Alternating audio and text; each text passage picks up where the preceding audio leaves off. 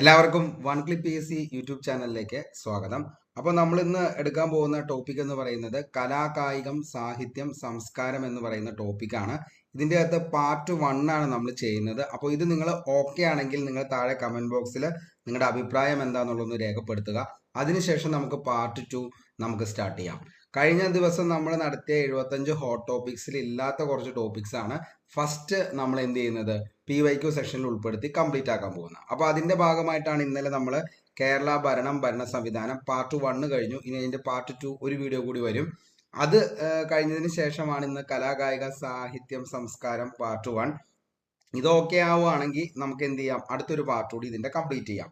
ഇതിൻ്റെ അത് നമ്മൾ ഉൾപ്പെടുത്തിയിരിക്കുന്നത് 2021 മുതൽ 2024 വരെ PSC എക്സാമുകളിൽ ചോദിച്ച കലാകായികം സാഹിത്യം സംസ്കാരം എന്ന് പറയുന്ന ടോപ്പിക്കിലെ ഇമ്പോർട്ടൻ്റ് ആയിട്ടുള്ള ക്വസ്റ്റ്യൻസും അതിൻ്റെ എക്സ്പ്ലനേഷനുമാണ്. 4 ഓപ്ഷനും നമ്മൾ ഇതിൻ്റെ കൂടെ എന്ത് ചെയ്യുന്നുണ്ട്, എക്സ്പ്ലെയിൻ ചെയ്ത് പോകുന്നുണ്ട്. അതുകൊണ്ട് തന്നെ ഇനി നിങ്ങൾക്ക് എന്താണ് ഈ ഒരു ടോപ്പിക്കുമായി ബന്ധപ്പെട്ട് റാങ്ക് ഫയലോ അല്ലെങ്കിൽ വേറെ ക്ലാസ്സുകളോ കാണേണ്ട കാര്യമില്ല. ഇതിൻ്റെ അകത്ത് മാക്സിമം ഇൻക്ലൂഡഡ് ആണ്. ഓക്കെ, അപ്പോൾ അങ്ങനെയാണ് നമ്മൾ പഠിച്ചു പോകുന്നത്. എല്ലാവർക്കും നമ്മുടെ വീഡിയോ ഇഷ്ടപ്പെടുകയാണെങ്കിൽ ഉറപ്പായിട്ടും ലൈക്ക് ചെയ്യുക. അതേപോലെ തന്നെ നിങ്ങളുടെ അഭിപ്രായം അത് എന്ത് തന്നെയാണെങ്കിലും താഴെ കമൻറ്റ് ബോക്സിൽ ഒന്ന് രേഖപ്പെടുത്തുക. നമുക്ക് നേരെ ചോദ്യങ്ങളിലേക്ക് പോവാം. ആദ്യത്തെ ചോദ്യം, താഴെ തന്നിരിക്കുന്ന ചിത്രങ്ങളിൽ സാൽവദോർ ദാലിയുടെ രചന അല്ലാത്തത് ഏതാണ്? വുമൺ സിവിൽ എക്സൈസ് ഓഫീസർ 2023 ചോദിച്ച ചോദ്യമാണ് ഈ ചോദ്യം എന്ന് പറയുന്നത്. അപ്പോൾ തന്നിരിക്കുന്ന ചിത്രങ്ങളിൽ സാൽവദോർ ദാലിയുടെ രചന അല്ലാത്തത് ഏതാണ്? ശരിക്കും ഈ ഒരു ചിത്രം ഏതാണെന്നുള്ളത് നമുക്ക് സാൽവദോറിന്റെ അല്ലാത്തത് ഏതാണെന്നുള്ളതാണ് നമുക്ക് കണ്ടുപിടിക്കേണ്ടത്. ഓപ്ഷൻ നോക്കിക്കഴിഞ്ഞാൽ golden age, the creation of Adam, persistence of memory, melting watches. Okay, ഇതിൻ്റെ അകത്ത് സാൽവദോർ ദാലിയുടെ അല്ലാത്ത ചിത്രം ഏതാണെന്ന് ചോദിച്ചാൽ നമ്മുടെ ഓപ്ഷൻ ബി ആണ്. അതായത് ദ ക്രിയേഷൻ ഓഫ് ആദം എന്ന് പറയുന്നതാണ് സാൽവദോർ ദാലിയുടെ അല്ലാത്തത് എന്ന് പറയുന്നത്. അപ്പോൾ സാൽവദോർ ദാലിയുടെ അല്ലാത്ത ചിത്രം ഏതാണെന്ന് ചോദിച്ചാൽ ദ ക്രിയേഷൻ ഓഫ് ആദം എന്നതാണ്. അതായത് ദ ക്രിയേഷൻ ഓഫ് ആദം എന്ന പ്രശസ്തമായ രചന ആരുടെയാണെന്ന് ചോദിച്ചാൽ മൈക്കലാഞ്ചലോന്റെ രചനയാണ് ദ ക്രിയേഷൻ ഓഫ് ആദം എന്ന് പറയുന്നത്. ഓർത്തു വച്ചോ, ഒരു മാർക്കാണ്, എപ്പോഴും ചോദിക്കണാണ് മൈക്കലാഞ്ചലോന്റെ ഏതൊക്കെ ആണ് എന്നുള്ളതൊക്കെ. അപ്പോൾ നമുക്ക് പഠിക്കാം. ഈ പറയുന്ന ദ ക്രിയേഷൻ ഓഫ് ആദം എന്ന് പറയുന്നത് മൈക്കലാഞ്ചലോയുടെ പ്രശസ്തമായ രചനയാണ്. ശരിക്കും ആരാണ് നമ്മുടെ ഈ പറയുന്ന സാൽവദോർ ദാലി എന്ന് പറയുന്ന ആള്? ആരാണ് ഈ സാൽവദോർ ദാലി? ആർക്കെങ്കിലും അറിയാമോ സാൽവദോർ ദാലി ആരാന്നുള്ളത്? സാൽവദോർ ദാലി ആരാണ് എന്ന് ചോദിച്ചു കഴിഞ്ഞാൽ സിംബോളിസത്തിന്റെ പിതാവ്. ഓക്കെ, സിംബലിസത്തിന്റെ പിതാവ് എന്നറിയപ്പെടുന്ന ആളാണ് സാൽവദോർ ദാലി എന്ന് പറയുന്നത്. അദ്ദേഹത്തിന്റെ ജന്മനാട് സ്പെയിനിലാണ് അദ്ദേഹം ജനിച്ചത്. സർറിയലിസ്റ്റിക് ചിത്രകലാ രീതിയിൽ പ്രശസ്തയായ ചിത്രകാരനാണ് സാൽവദോർ ദാലി എന്ന് പറയുന്നത്. അദ്ദേഹത്തിന്റെ ഫേമസ് ആയിട്ടുള്ള ഏകദേശം 7ഓളം ചിത്രങ്ങൾ എന്നും പ്രശസ്തമാണ്. അതായത് the persistence of memory, the elephants, അതേപോലെ മെറ്റാമോർഫിസിസ് ഓഫ് നാർസിസസ്, ഡ്രീം കോട്ട്സ് by the flight of a bee around a pomegranate a second before awakening, അതേപോലെ swan reflecting elephants, the temptation of Saint Anthony, Christ of Saint John of the Cross. ഇതൊക്കെ Salvador ദാലിയുടെ പ്രധാനപ്പെട്ട ചിത്രങ്ങളാണ്. അപ്പോൾ നമ്മുടെ ചോദ്യം ഇതായിരുന്നു. അതായത് തന്നിരിക്കുന്ന ചിത്രങ്ങളിൽ സാൽവദോർ ദാലിയുടെ രചന അല്ലാത്തത് ഏതാണെന്നായിരുന്നു. അതാണ് ദ ക്രിയേഷൻ ഓഫ് ആദം. ആരുടെ ആയിരുന്നു ദ ക്രിയേഷൻ ഓഫ് ആദം എന്ന് പറയുന്നത്? മൈക്കലാഞ്ചലോയുടെ പ്രശസ്തമായ ചിത്രമാണ് എന്തെന്ന് പറയുന്ന ദ ക്രിയേഷൻ ഓഫ് ആദം എന്ന് പറയുന്നത്. അപ്പോൾ ആരായിരുന്നു ശരിക്കും സാൽവദോർ ദാലി എന്ന് പറയുന്നത്? സാൽവദോർ ദാലി എന്ന് പറയുന്നത് സിംബലിസത്തിന്റെ പിതാവ് എന്നറിയപ്പെടുന്ന വ്യക്തിയാണ് സാൽവദോർ ദാലി. അദ്ദേഹത്തിന്റെ ജന്മനാട് എവിടെയാണെന്ന് ചോദിച്ചാൽ എവിടെയാണ്? സ്പെയിനിലാണ് അദ്ദേഹം ജനിച്ചത്. സർറിയലിസ്റ്റിക് ചിത്രകലാ രീതിയിലെ പ്രശസ്തനായ ചിത്രകാരനാണ് സാൽവദോർ ദാലി. 7ഓളം ചിത്രങ്ങളാണ് നമ്മൾ പരിചയപ്പെട്ടത്. അതിൻ്റെ അകത്ത് ഏറ്റവും ഇമ്പോർട്ടൻ്റ് ആയിട്ടുള്ള 4 എന്ന് പറയുന്നത് ദ പെർസിസ്റ്റൻസ് ഓഫ് മെമ്മറി എന്ന് പറയുന്നത് നമ്മളിപ്പോൾ പറഞ്ഞത്, അതേപോലെ തന്നെ എന്താണ് മെൽറ്റിംഗ് വാച്ചസ്, അതേപോലെ തന്നെ ദ എലഫന്റ്, അതേപോലെ the temptation of Saint Antony. ഇത്രയും ചിത്രങ്ങളൊന്ന് ഓർത്തു വച്ചോ, ഇനിയുള്ള എക്സാമുകളിൽ ചിലപ്പോൾ ചോദിക്കാൻ ചാൻസ് ഉണ്ട്. ഓക്കെ ആണല്ലോ ഈ ഒരു ചോദ്യം? അതിനനുബന്ധിച്ചുള്ള ഉത്തരങ്ങളും. ഓക്കെ, നമുക്ക് രണ്ടാമത്തെ ചോദ്യത്തിലേക്ക് പോകാം. ഒത്തിരിയധികം PSC എക്സാമുകളിൽ ചോദിച്ച ചോദ്യമാണ്. പൊട്ടറ്റോ ഈറ്റേഴ്സ് അല്ലെങ്കിൽ ഉരുളക്കിഴങ്ങ് തിന്നുന്നവൻ എന്ന ചിത്രം വരച്ചത് ആരാണ്? ഉരുളക്കിഴങ്ങ് തിന്നുന്നവൻ എന്ന ചിത്രം വരച്ചത് താഴെ പറയുന്നവയിൽ ആരാണ്? ഓപ്ഷൻ നോക്കിയേ. Leonardo da Vinci, Raphael Sanzio, Paul Cezanne, Vincent വാൻകോക്ക്.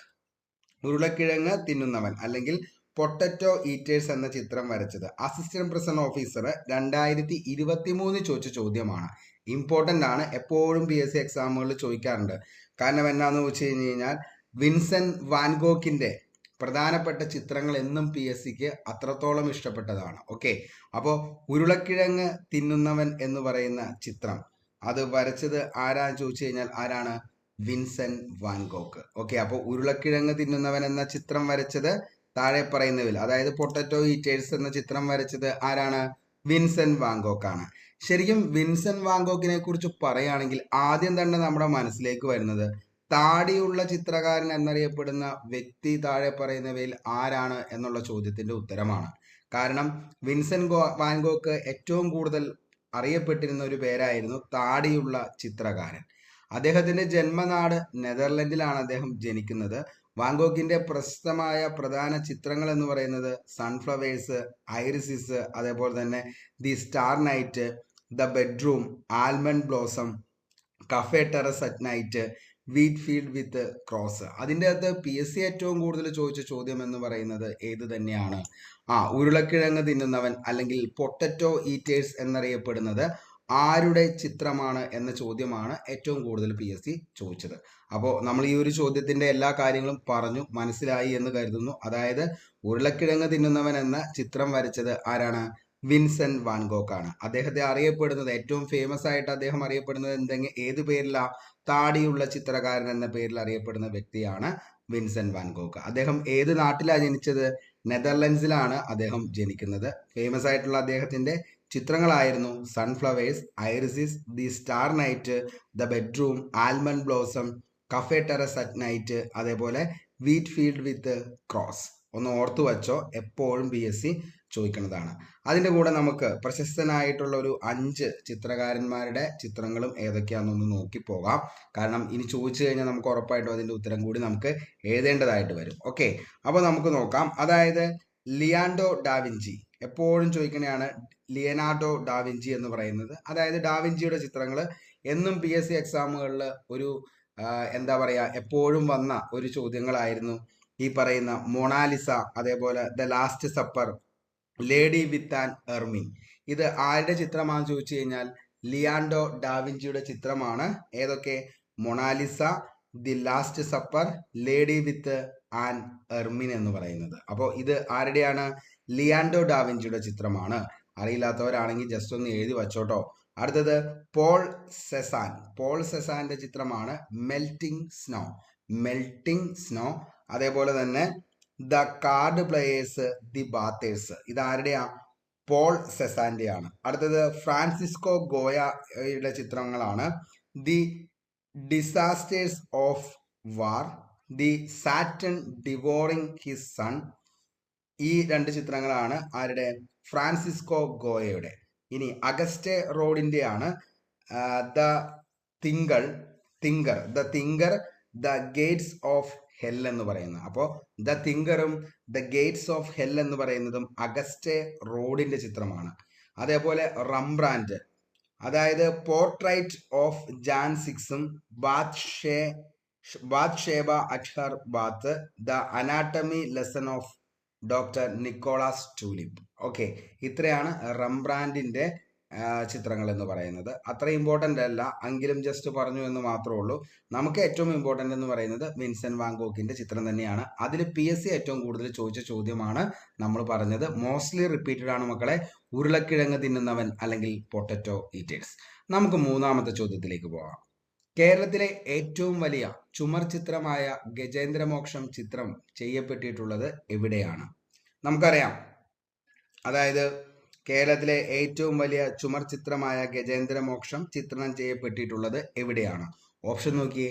Thirunandikkara, Mattancherry കൊട്ടാരം, കൃഷ്ണപുരം കൊട്ടാരം, പുന്നത്തൂർ കോട്ട.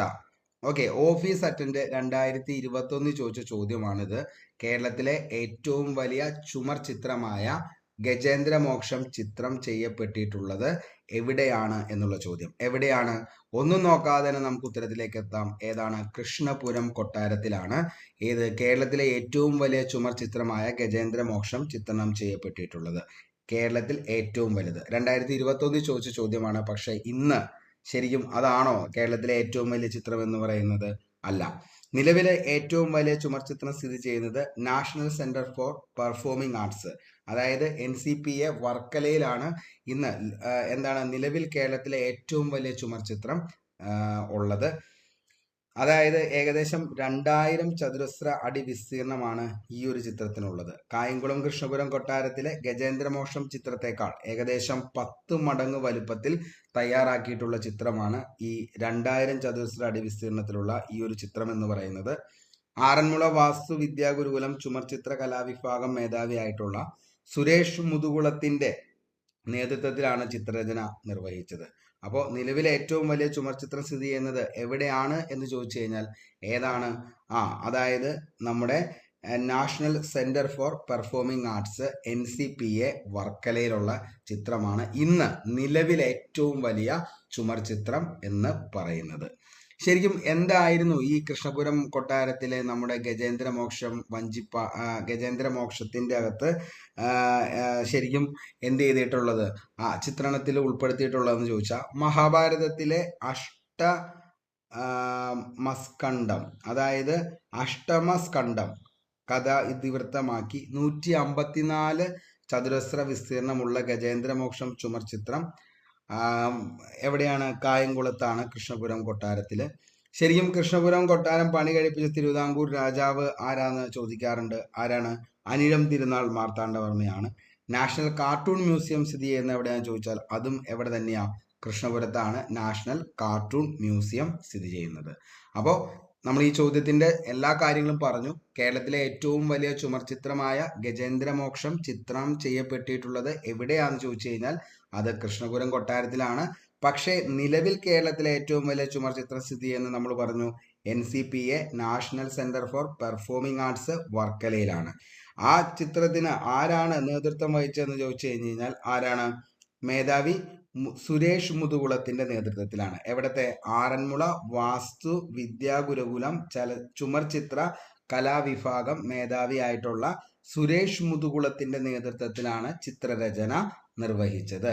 അതായത് കായംകുളത്തെ നമ്മുടെ ഗജേന്ദ്രമോക്ഷം ചിത്രത്തെക്കാൾ എന്താണ് 10 മടങ്ങ് വലുപ്പത്തിലാണ് ഈ ഒരു ചിത്രം എന്ത് ചെയ്തിട്ടിരിക്കുന്നത്, വരച്ചിട്ടുള്ളത്. ഏകദേശം 2000 ചതുരശ്ര വിസ്തീർണമാണ് ഉള്ളത്. അപ്പൊ നമുക്ക് നോക്കിക്കഴിഞ്ഞാൽ മനസ്സിലാവും, നമ്മുടെ സാധാരണ ഒക്കെ ഒരു വീട് എന്ന് പറയുന്നത് 1500 സ്ക്വയർ ഫീറ്റ് ആണ്.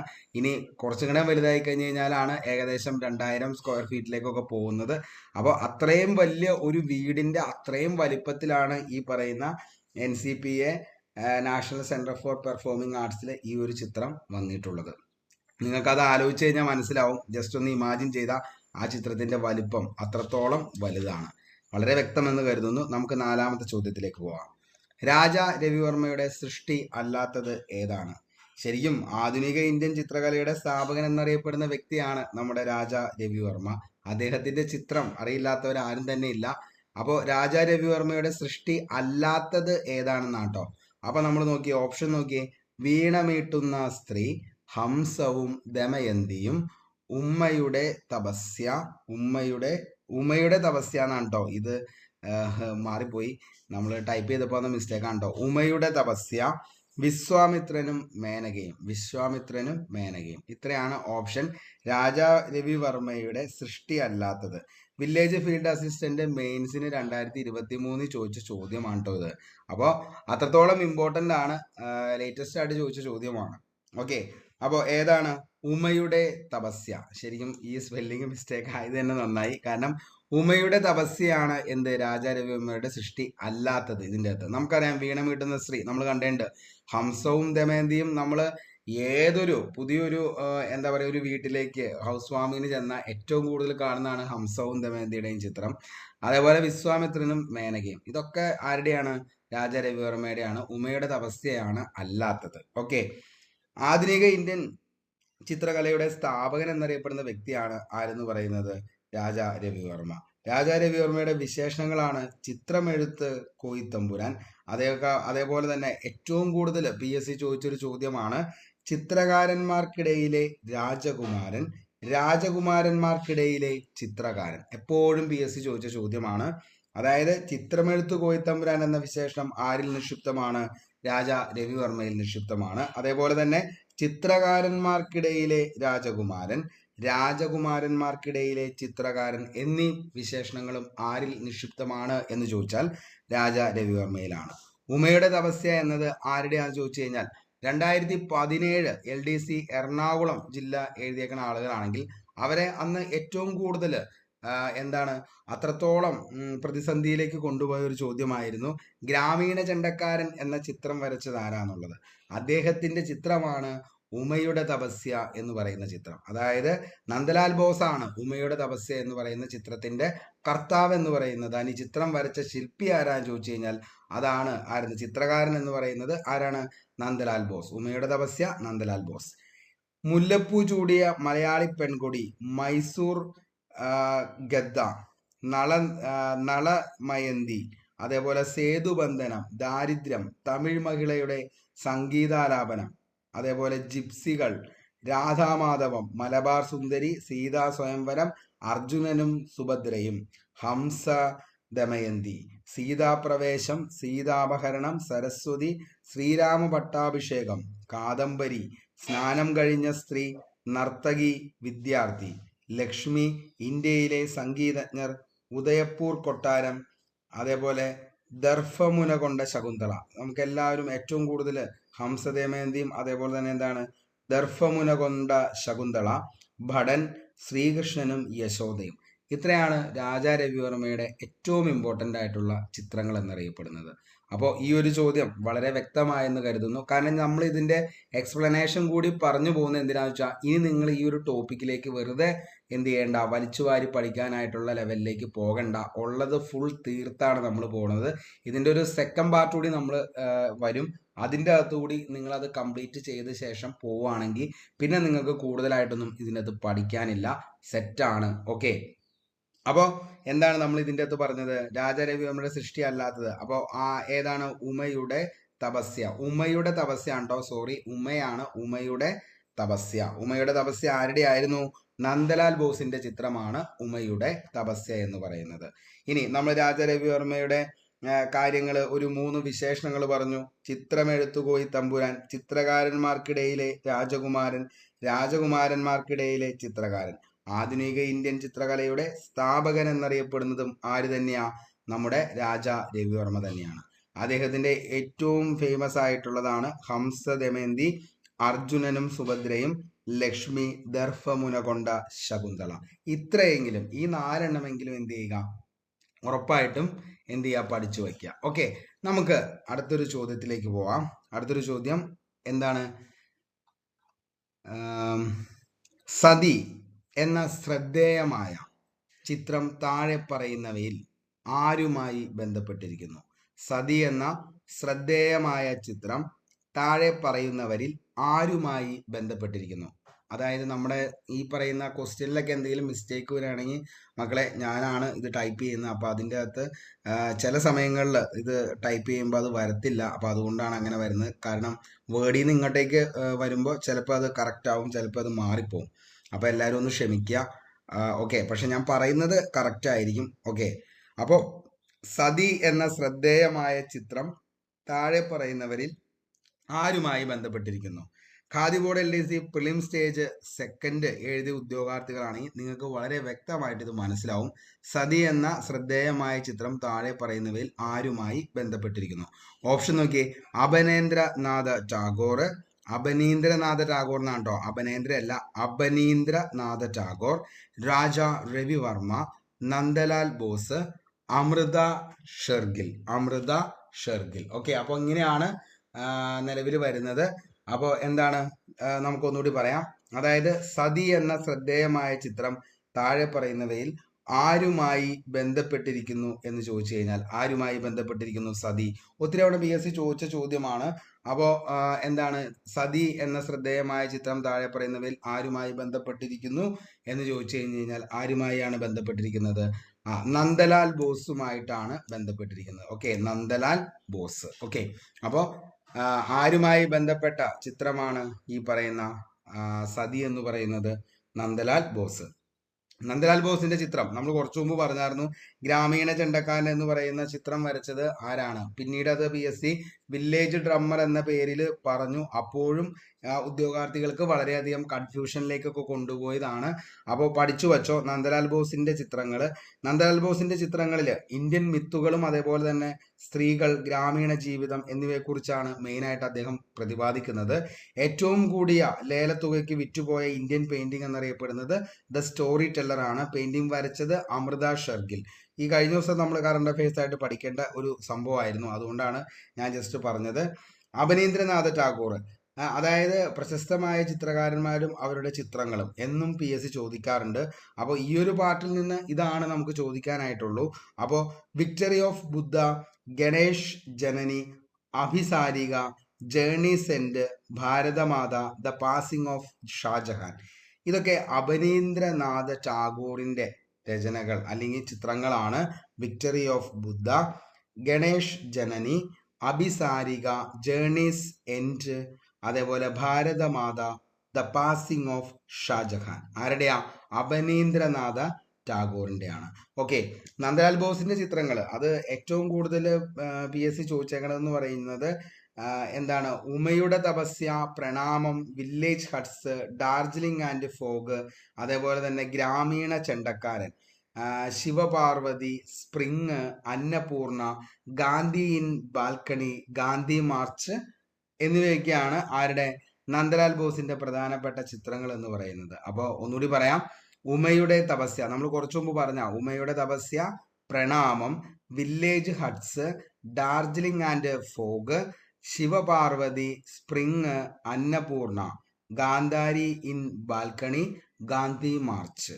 ഓക്കെ, 1938 ഹരിപുരയിൽ നടന്ന ഇന്ത്യൻ നാഷണൽ കോൺഗ്രസിന്റെ സമ്മേളനത്തിൽ പ്രദർശിപ്പിക്കുകയും കോൺഗ്രസിന്റെ പോസ്റ്ററായി തിരഞ്ഞെടുക്കുകയും ചെയ്ത നന്ദലാൽ ബോസിന്റെ ചിത്രം ഏതാന്ന് ചോദിച്ചാൽ അതാണ് ഗ്രാമീണ ചെണ്ടക്കാരൻ എന്ന് പറയുന്നത്. അപ്പോൾ 1938 ഹരിപുരയിൽ നടന്ന ഇന്ത്യൻ നാഷണൽ കോൺഗ്രസിന്റെ സമ്മേളനത്തിൽ പ്രദർശിപ്പിക്കുകയും കോൺഗ്രസിന്റെ പോസ്റ്ററായി തിരഞ്ഞെടുക്കുകയും ചെയ്ത നന്ദലാൽ ബോസിന്റെ ചിത്രം ഏതാന്ന് ചോദിച്ചാൽ അതാണ് ഗ്രാമീണ ചെണ്ടക്കാരൻ. അപ്പോൾ ഗ്രാമീണ ചെണ്ടക്കാരൻ otherwise known as village drummer ഒത്തിരി തവണ PSC ചോദിച്ചാണ്, ഇമ്പോർട്ടൻ്റ് ആണ്.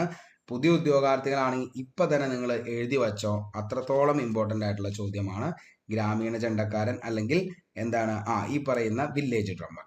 വളരെ വ്യക്തമായെന്ന് കരുതുന്നു ഇത്രയും ചോദ്യങ്ങൾ. അതായത് നമ്മൾ ഈ പറഞ്ഞ ചോദ്യങ്ങൾ ഓക്കെ അല്ലേ?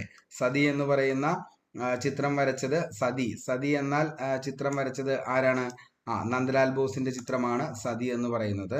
അതേപോലെ തന്നെ അബനീന്ദ്രനാഥ ടാഗോറിന്റെ നമ്മൾ 2-3 ചിത്രങ്ങൾ പറഞ്ഞു. ഇനി MF ഹുസൈൻ്റെ ആണെങ്കിൽ മദർ തെരേസ, അതേപോലെ തന്നെ ശിവ നടരാജ്, അതേപോലെ Vishwamitra, passage through human space, കുതിരകൾ, ഇതൊക്കെ ആരുടെയാ? MF ഹുസൈൻ്റെ ആണ്. ഇനി അമൃത ഷെർഗിലിന്റെ ആണ് elephants bath in green pool, 2 elephants young girls, അതേപോലെ ദ ബ്രൈഡ് സ്പ്രിംഗ് വുമൺ, വധുവിന്റെ ചമയം, യാചകർ, ഗ്രാമീണർ, ബ്രഹ്മചാരികൾ, ഹൽദി തയ്യാറാക്കുന്നവർ, സിഖ് ഗായകർ, ഇതൊക്കെ അമൃത ഷെർഗിലിന്റെ ആണ്. അത് കഴിഞ്ഞ ദിവസം പോയതാണ്. ഏറ്റവും കൂടിയ ലേലത്തുകയ്ക്ക് വിറ്റുപോയ ഇന്ത്യൻ പെയിന്റിംഗ് ആണ് ദ സ്റ്റോറി ടെല്ലർ. പെയിന്റിംഗ് വരച്ചത് ആരാ ചോദിച്ച അമൃത ഷെർഗിലാണ്. എന്തായിരുന്നു പെയിന്റിങ്ങിന്റെ പേര്? The story teller. അത് വരച്ചത് അമൃത ഷെർഗിൽ. ഉറപ്പായിട്ടും എന്താണ് ഓർത്തു വെച്ചോ. അടുത്ത ചോദ്യത്തിലേക്ക് പോവാം. മൈക്കലാഞ്ചലോയുടെ ലാപ്പിയാത്തെ എന്ന പ്രശസ്ത ശില്പത്തിന്റെ മലയാള അർത്ഥം എന്താണ്? മൈക്കലാഞ്ചലോയുടെ ലാപ്പിയാത്തെ എന്ന പ്രശസ്ത ശില്പത്തിന്റെ മലയാള അർത്ഥം എന്താണ്? ഓപ്ഷൻ നോക്കിയേ. സ്നേഹം, ത്യാഗം, ദയ, കരുണ. LGS ബ്ലൂ പ്രിന്റർ വാച്ച്മാൻ 2023 ചോദിച്ച ചോദ്യമാണിത്. അതായത് മൈക്കലാഞ്ചലോയുടെ ലാപ്പിയാത്തെ എന്ന പ്രശസ്ത ശില്പത്തിന്റെ മലയാള അർത്ഥം എന്താണെന്നുള്ളത്. എന്താണ് ലാപ്പിയാത്തെ എന്ന ആ ഒരു വാക്കിന്റെ അർത്ഥം എന്താണെന്ന് ചോദിച്ചു കഴിഞ്ഞാൽ എന്താണ്? കരുണ എന്നതാണ് കേട്ടോ. കരുണ. ലാപ്പിയാത്തെ കരുണ. ഓക്കെ, ലാപ്പിയാത്തെ എന്ന് പറയുന്നത് കരുണ എന്നതാണ്. അതായത് ഇറ്റാലിയൻ നവോത്ഥാന കലാചരിത്രത്തിലെ അതികായകനും ചരിത്രകാരനും ശില്പിയും വാസ്തുവിദ്യാ വിദഗ്ധനുമായ വ്യക്തിയാണ് മൈക്കലാഞ്ചലോ എന്ന് പറയുന്നത്. മൈക്കലാഞ്ചലോയുടെ പ്രധാന ശില്പങ്ങൾ എന്ന് പറയുന്നത് പിയാത്ത, ഡേവിഡ്, അതേപോലെ തന്നെ സിസ്റ്റിൻ ചാപ്പൽ, സീലിംഗ് മോസ്, the last judgement, creation of Adam. ഇതൊക്കെയാണ് അദ്ദേഹത്തിന്റെ പ്രശസ്തമായിട്ടുള്ള എന്തെന്ന് പറയുന്നത് ശില്പങ്ങൾ എന്ന് പറയുന്നത്. അപ്പോൾ പിയാത്ത ഇമ്പോർട്ടൻ്റ് ആണ്. അപ്പോൾ പിയാത്ത, ലാ പിയാത്ത എന്ന വേർഡിന്റെ മീനിങ് എന്താ ചോദിച്ചു കഴിഞ്ഞാൽ എന്താണ്? കരുണ എന്നതാണ്. ആരായിരുന്നു ഈ പറയുന്ന ആള്? മൈക്കലാഞ്ചലോ എന്ന് പറയുന്നത് ഇറ്റാലിയൻ നവോത്ഥാന കലാചരിത്രത്തിലെ അതികായകനും ചിത്രകാരനും ശില്പിയും വാസ്തുവിദ്യാ വിദഗ്ധനുമായ വ്യക്തിയാണ് മൈക്കലാഞ്ചലോ. ഓക്കെ, ഓർത്തു വച്ചോ, ഇമ്പോർട്ടൻ്റ് ആണ്. ഏഴാമത്തെ ചോദ്യത്തിലേക്ക് പോവാം. താഴെ പറയുന്നവയിൽ കാനായി കുഞ്ഞിരാമനുമായി ബന്ധപ്പെട്ട ശരിയായ പ്രസ്താവനകൾ ഏതെല്ലാം? ഒത്തിരി തവണ PSC ചോദിച്ചാണ് കാനായി കുഞ്ഞിരാമൻ. അപ്പോൾ ഓപ്ഷനിലേക്ക് നോക്കിയേ. കേരളീയ വാസ്തുശില്പി, കണ്ണൂർ ജില്ലയിൽ കാനായി ഗ്രാമത്തിൽ ജനനം. കണ്ണൂർ ജില്ലയിലെ കാനായി ഗ്രാമത്തിൽ ജനനം. അടുത്തത് KCS പണിക്കർ, ധനപാലൻ എന്നിവരുടെ ശിഷ്യനായിരുന്നു. ചെന്നൈയിലെ government finance college, London school of fine arts, okay, London school of fine arts എന്നിവിടങ്ങളിൽ പഠനവും പരിശീലനവും. അതേപോലെ തന്നെ എന്താണ്? രാജാ രവിവർമ്മ അവാർഡ് നേടി. ഇതൊക്കെയാണ് അതിൻ്റെ അകത്ത് പറയാനുള്ളത്. അത് ഓപ്ഷനിൽ വന്നപ്പോൾ മിസ്റ്റേക്ക് വന്നാണ് കേട്ടോ. അപ്പോൾ ചെന്നൈയിലെ ഗവൺമെന്റ് ഫൈൻ ആർട്സ് കോളേജ്, ലണ്ടനിലെ എന്താണ്? Slade school of fine arts എന്നിവിടങ്ങളിൽ പഠനവും പരിശീലനവും എന്നതാണ് ആ ഒരു ഓപ്ഷൻ എന്ന് പറയുന്നത്. അപ്പോൾ താഴെ പറയുന്നവയിൽ കാനായി കുഞ്ഞിരാമനുമായി ബന്ധപ്പെട്ട ശരിയായ പ്രസ്താവനകൾ ഏതെല്ലാം എന്നതാണ് നമ്മുടെ ഓപ്ഷൻ. അപ്പോൾ ഏതൊക്കെയാണ്? ഓപ്ഷൻ സി ആണ് നമ്മുടെ ഉത്തരം എന്ന് പറയുന്നത്. ഓപ്ഷൻ സി എന്ന് പറയുന്നത്. അതായത് ഏതൊക്കെയാണ്? 2, 3, 4 ഇതിൻ്റെ അകത്ത് എന്താണ്? ശരിയാണ്. ഓക്കെ, 2, 3, 4 ശരിയാണ്. ഓക്കെ, അപ്പോൾ എന്താണ്? കേരളത്തിൽ ശില്പകലയിൽ ഏറ്റവും ശ്രദ്ധേയനായ കലാകാരനാണ് കാസർഗോഡുകാരനായിട്ടുള്ള കാനായി കുഞ്ഞിരാമൻ. ഓക്കെ, അപ്പോൾ കാനായി കുഞ്ഞിരാമൻ എന്ന് പറയുന്നത് ഏത് ജില്ലയിലാണ് അദ്ദേഹം ജനിച്ചതെന്ന് ചോദിച്ചാൽ കേരളത്തിൽ ശില്പകലയിൽ ഏറ്റവും ശ്രദ്ധേയനായ കലാകാരൻ കാനായി കുഞ്ഞിരാമൻ. കാസർഗോഡ് ജില്ലയിലെ കുട്ടമത്താണ് അദ്ദേഹത്തിന്റെ ജനനം എന്ന് പറയുന്നത്. നമ്മൾ ഈ പറഞ്ഞ സംഭവം ഒന്നാമത്തെ ഓപ്ഷനാണ് എന്ത്? തെറ്റെന്ന് പറയുന്നത്. അപ്പോൾ അദ്ദേഹം കേരള ശില്പകലയിലെ ഏറ്റവും ശ്രദ്ധേയനായ കലാകാരനായിട്ടുള്ള കാനായി കുഞ്ഞിരാമൻ, അദ്ദേഹം ജനിച്ചത് കാസർഗോഡ് ജില്ലയിലെ കുട്ടമത്ത് എന്ന് പറയുന്ന സ്ഥലത്താണ് അദ്ദേഹത്തിന്റെ ജനനം എന്ന് പറയുന്നത്. ഇംഗ്ലണ്ടിലെ പ്രശസ്ത ശില്പിയായ റെഗ് ബട്ട്ലറുടെ ശിഷ്യനായിരുന്ന വ്യക്തി ആരാന്ന് ചോദിച്ചു കഴിഞ്ഞാൽ ഇംഗ്ലണ്ടിലെ പ്രശസ്ത ശില്പിയായ റെഗ് ബട്ട്ലറുടെ ശിഷ്യനായിരുന്ന വ്യക്തിയാണ് നമ്മുടെ ആര്? കാനായി കുഞ്ഞിരാമൻ.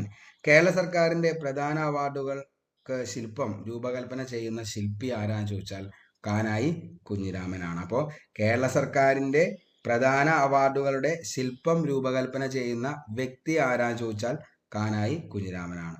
പ്രധാന പുരസ്കാരങ്ങൾ രാജാ രവിവർമ്മ പുരസ്കാരം 2005, തിക്കുറിശ്ശി അവാർഡ് 2006, അതേപോലെ തന്നെ MS നഞ്ചുണ്ടറാവു ദേശീയ അവാർഡ് 2018.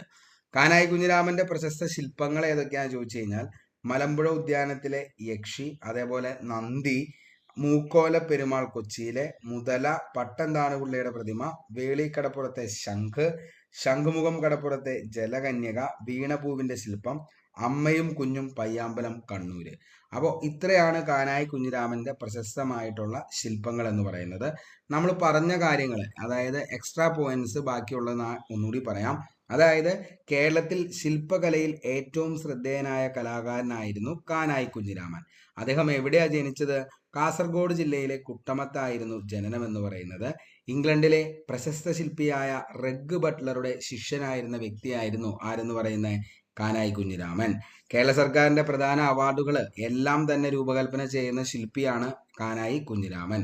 പ്രധാന പുരസ്കാരങ്ങൾ രാജാ രവിവർമ്മ പുരസ്കാരം, തിക്കുറിശ്ശി അവാർഡ്, അതേപോലെ തന്നെ MS നഞ്ചുണ്ടറാവു ദേശീയ അവാർഡ്. അദ്ദേഹത്തിന്റെ പ്രധാന ശില്പങ്ങളായിരുന്നു മലമ്പുഴ ഉദ്യാനത്തിലെ യക്ഷി, നന്ദി, മൂക്കോല പെരുമാൾ, മുതല, പട്ടംതാണുപിള്ളയുടെ പ്രതിമ, വേളിക്കടപ്പുറത്തെ ശംഖ്, ഇവയൊക്കെ. വളരെ വ്യക്തമായെന്ന് കരുതുന്നു. നമുക്ക് അടുത്ത ചോദ്യത്തിലേക്ക് പോവാം.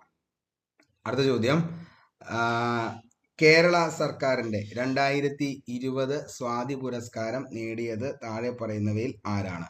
കേരള സർക്കാരിന്റെ 2020 സ്വാതി പുരസ്കാരം നേടിയത് ഓപ്ഷൻ നോക്കി: Amjad Ali Khan, V Dakshinamoorthy, Mangad K Nateshan, doctor L Subramaniam. നമുക്ക് അറിയാം, ഒത്തിരി തവണ ചോദിച്ചതാണ്. ഡോക്ടർ എൽ സുബ്രഹ്മണ്യത്തിനാണ് കേരള സർക്കാരിന്റെ 2020 സ്വാതി പുരസ്കാരം ലഭിച്ചത്. അതായത് സംഗീത രംഗത്തെ മികവിന് കേരള സർക്കാർ നൽകുന്ന പരമോന്നത പുരസ്കാരമാണ് സ്വാതി സംഗീത പുരസ്കാരം എന്ന് പറയുന്നത്. സംഗീത രംഗത്തെ മികവിനായി കേരള സർക്കാർ നൽകുന്ന പരമോന്നത പുരസ്കാരമാണ് സ്വാതി സംഗീത പുരസ്കാരം. പുരസ്കാര തുക എത്രയാണെന്ന് ചോദിച്ചാൽ 2 ലക്ഷം രൂപയാണ് ഇതിന്റെ പുരസ്കാര തുക എന്ന് പറയുന്നത്. അപ്പോൾ എന്താണ് സ്വാതി പുരസ്കാരത്തിന്റെ സമ്മാന തുക എത്രയാണെന്ന് ചോദിച്ചാൽ എത്ര രൂപയാ? 2 ലക്ഷം രൂപയാണ്. പ്രഥമ സ്വാതി പുരസ്കാരം ലഭിച്ചത് ശെമ്മാങ്കുടി ശ്രീനിവാസനാണ്. 1997 പ്രഥമ സ്വാതി പുരസ്കാരം ലഭിച്ചത് ശെമ്മാങ്കുടി ശ്രീനിവാസ അയ്യർ, 1997. അപ്പോൾ സംഗീതത്തിന്റെ മികവിന് വേണ്ടിയിട്ട് കേരള സർക്കാർ നൽകുന്ന പരമോന്നത പുരസ്കാരമാണ് സ്വാതി സംഗീത പുരസ്കാരം. സമ്മാന തുക 2 ലക്ഷം രൂപയാണെന്ന് പറഞ്ഞു. പ്രഥമ സ്വാതി പുരസ്കാരം ലഭിച്ചത് ആർക്കാന്ന് ചോദിച്ചാൽ ശെമ്മാങ്കുടി ശ്രീനിവാസ അയ്യറാണ്. 2018 Pala C K Ramachandran, 2019 T M Krishna, 2020 doctor K Omanakutty. അതേപോലെ 2017 സ്വാതി പുരസ്കാരം 2020 ആർക്കാണ്? ഡോക്ടർ എൽ സുബ്രഹ്മണ്യത്തിനാണ് ലഭിച്ചത്. വളരെ വ്യക്തമായെന്ന് കരുതുന്നു. നമുക്ക് അടുത്ത ചോദ്യത്തിലേക്ക് പോവാം. സോപാന സംഗീതജ്ഞനായിരുന്ന ഞരളത്ത് രാമപൊതുവാളിന് അനുയോജ്യമായ വസ്തുതകൾ കണ്ടെത്തുക. സോപാന സംഗീതജ്ഞനായിരുന്ന ഞരളത്ത് രാമപൊതുവാളിന് അനുയോജ്യമായ വസ്തുതകൾ കണ്ടെത്തുക.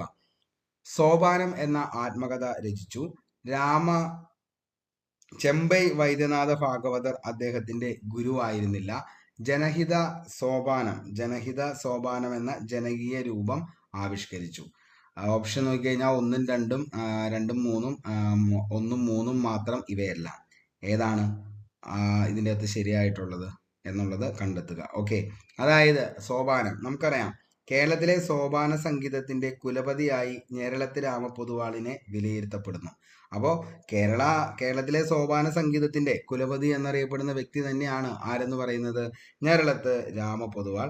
ജനനം 1916 ഫെബ്രുവരി 16 പാലക്കാട് ജില്ലയിലെ മണ്ണാർക്കാടിനടുത്ത് തിരുവീഴാംകുന്നിലാണ് അദ്ദേഹത്തിന്റെ ജനനം എന്ന് പറയുന്നത്. അപ്പോൾ കേരളത്തിലെ സോപാന സംഗീതത്തിന്റെ കുലപതി എന്നറിയപ്പെടുന്ന വ്യക്തിയാണ് ആരെന്ന് പറയുന്നത്? ഞരളത്ത് രാമപൊതുവാൾ. അപ്പോൾ ഞരളത്ത് രാമപൊതുവാളാണ് കേരളത്തിലെ ഈ പറയുന്ന സോപാന സംഗീതത്തിന്റെ കുലപതി എന്നറിയപ്പെടുന്നത് ഞരളത്ത് രാമപൊതുവാളാണ്. ഇനി ജനനം അദ്ദേഹത്തിന്റെ എന്നാണ്? 1916 ഫെബ്രുവരി 16. എവിടെയാ ജനിച്ചതെന്ന് വെച്ച് കഴിഞ്ഞാൽ പാലക്കാട് ജില്ലയിലെ മണ്ണാർക്കാടിനടുത്ത് തിരുവീഴാംകുന്നില്. കേരളത്തിലെ ക്ഷേത്രങ്ങളിൽ അനുഷ്ഠാന കലകളുടെ ഭാഗമായി അവതരിപ്പിച്ചു വന്ന സോപാന സംഗീതത്തെ ജനകീയവൽക്കരിച്ച് ഞരളത്ത് രാമപൊതുവാളാണ്. ഇതിന്റെ ഭാഗമായി ജനഹിത സോപാനം എന്ന ജനകീയ രൂപം അദ്ദേഹം ആവിഷ്കരിച്ചു. അപ്പോൾ ഞരളത്ത് രാമപൊതുവാളിന്റെ ആത്മകഥ ഏതാന്ന് ചോദിച്ചാൽ അത് ഏത് തന്നെയാ?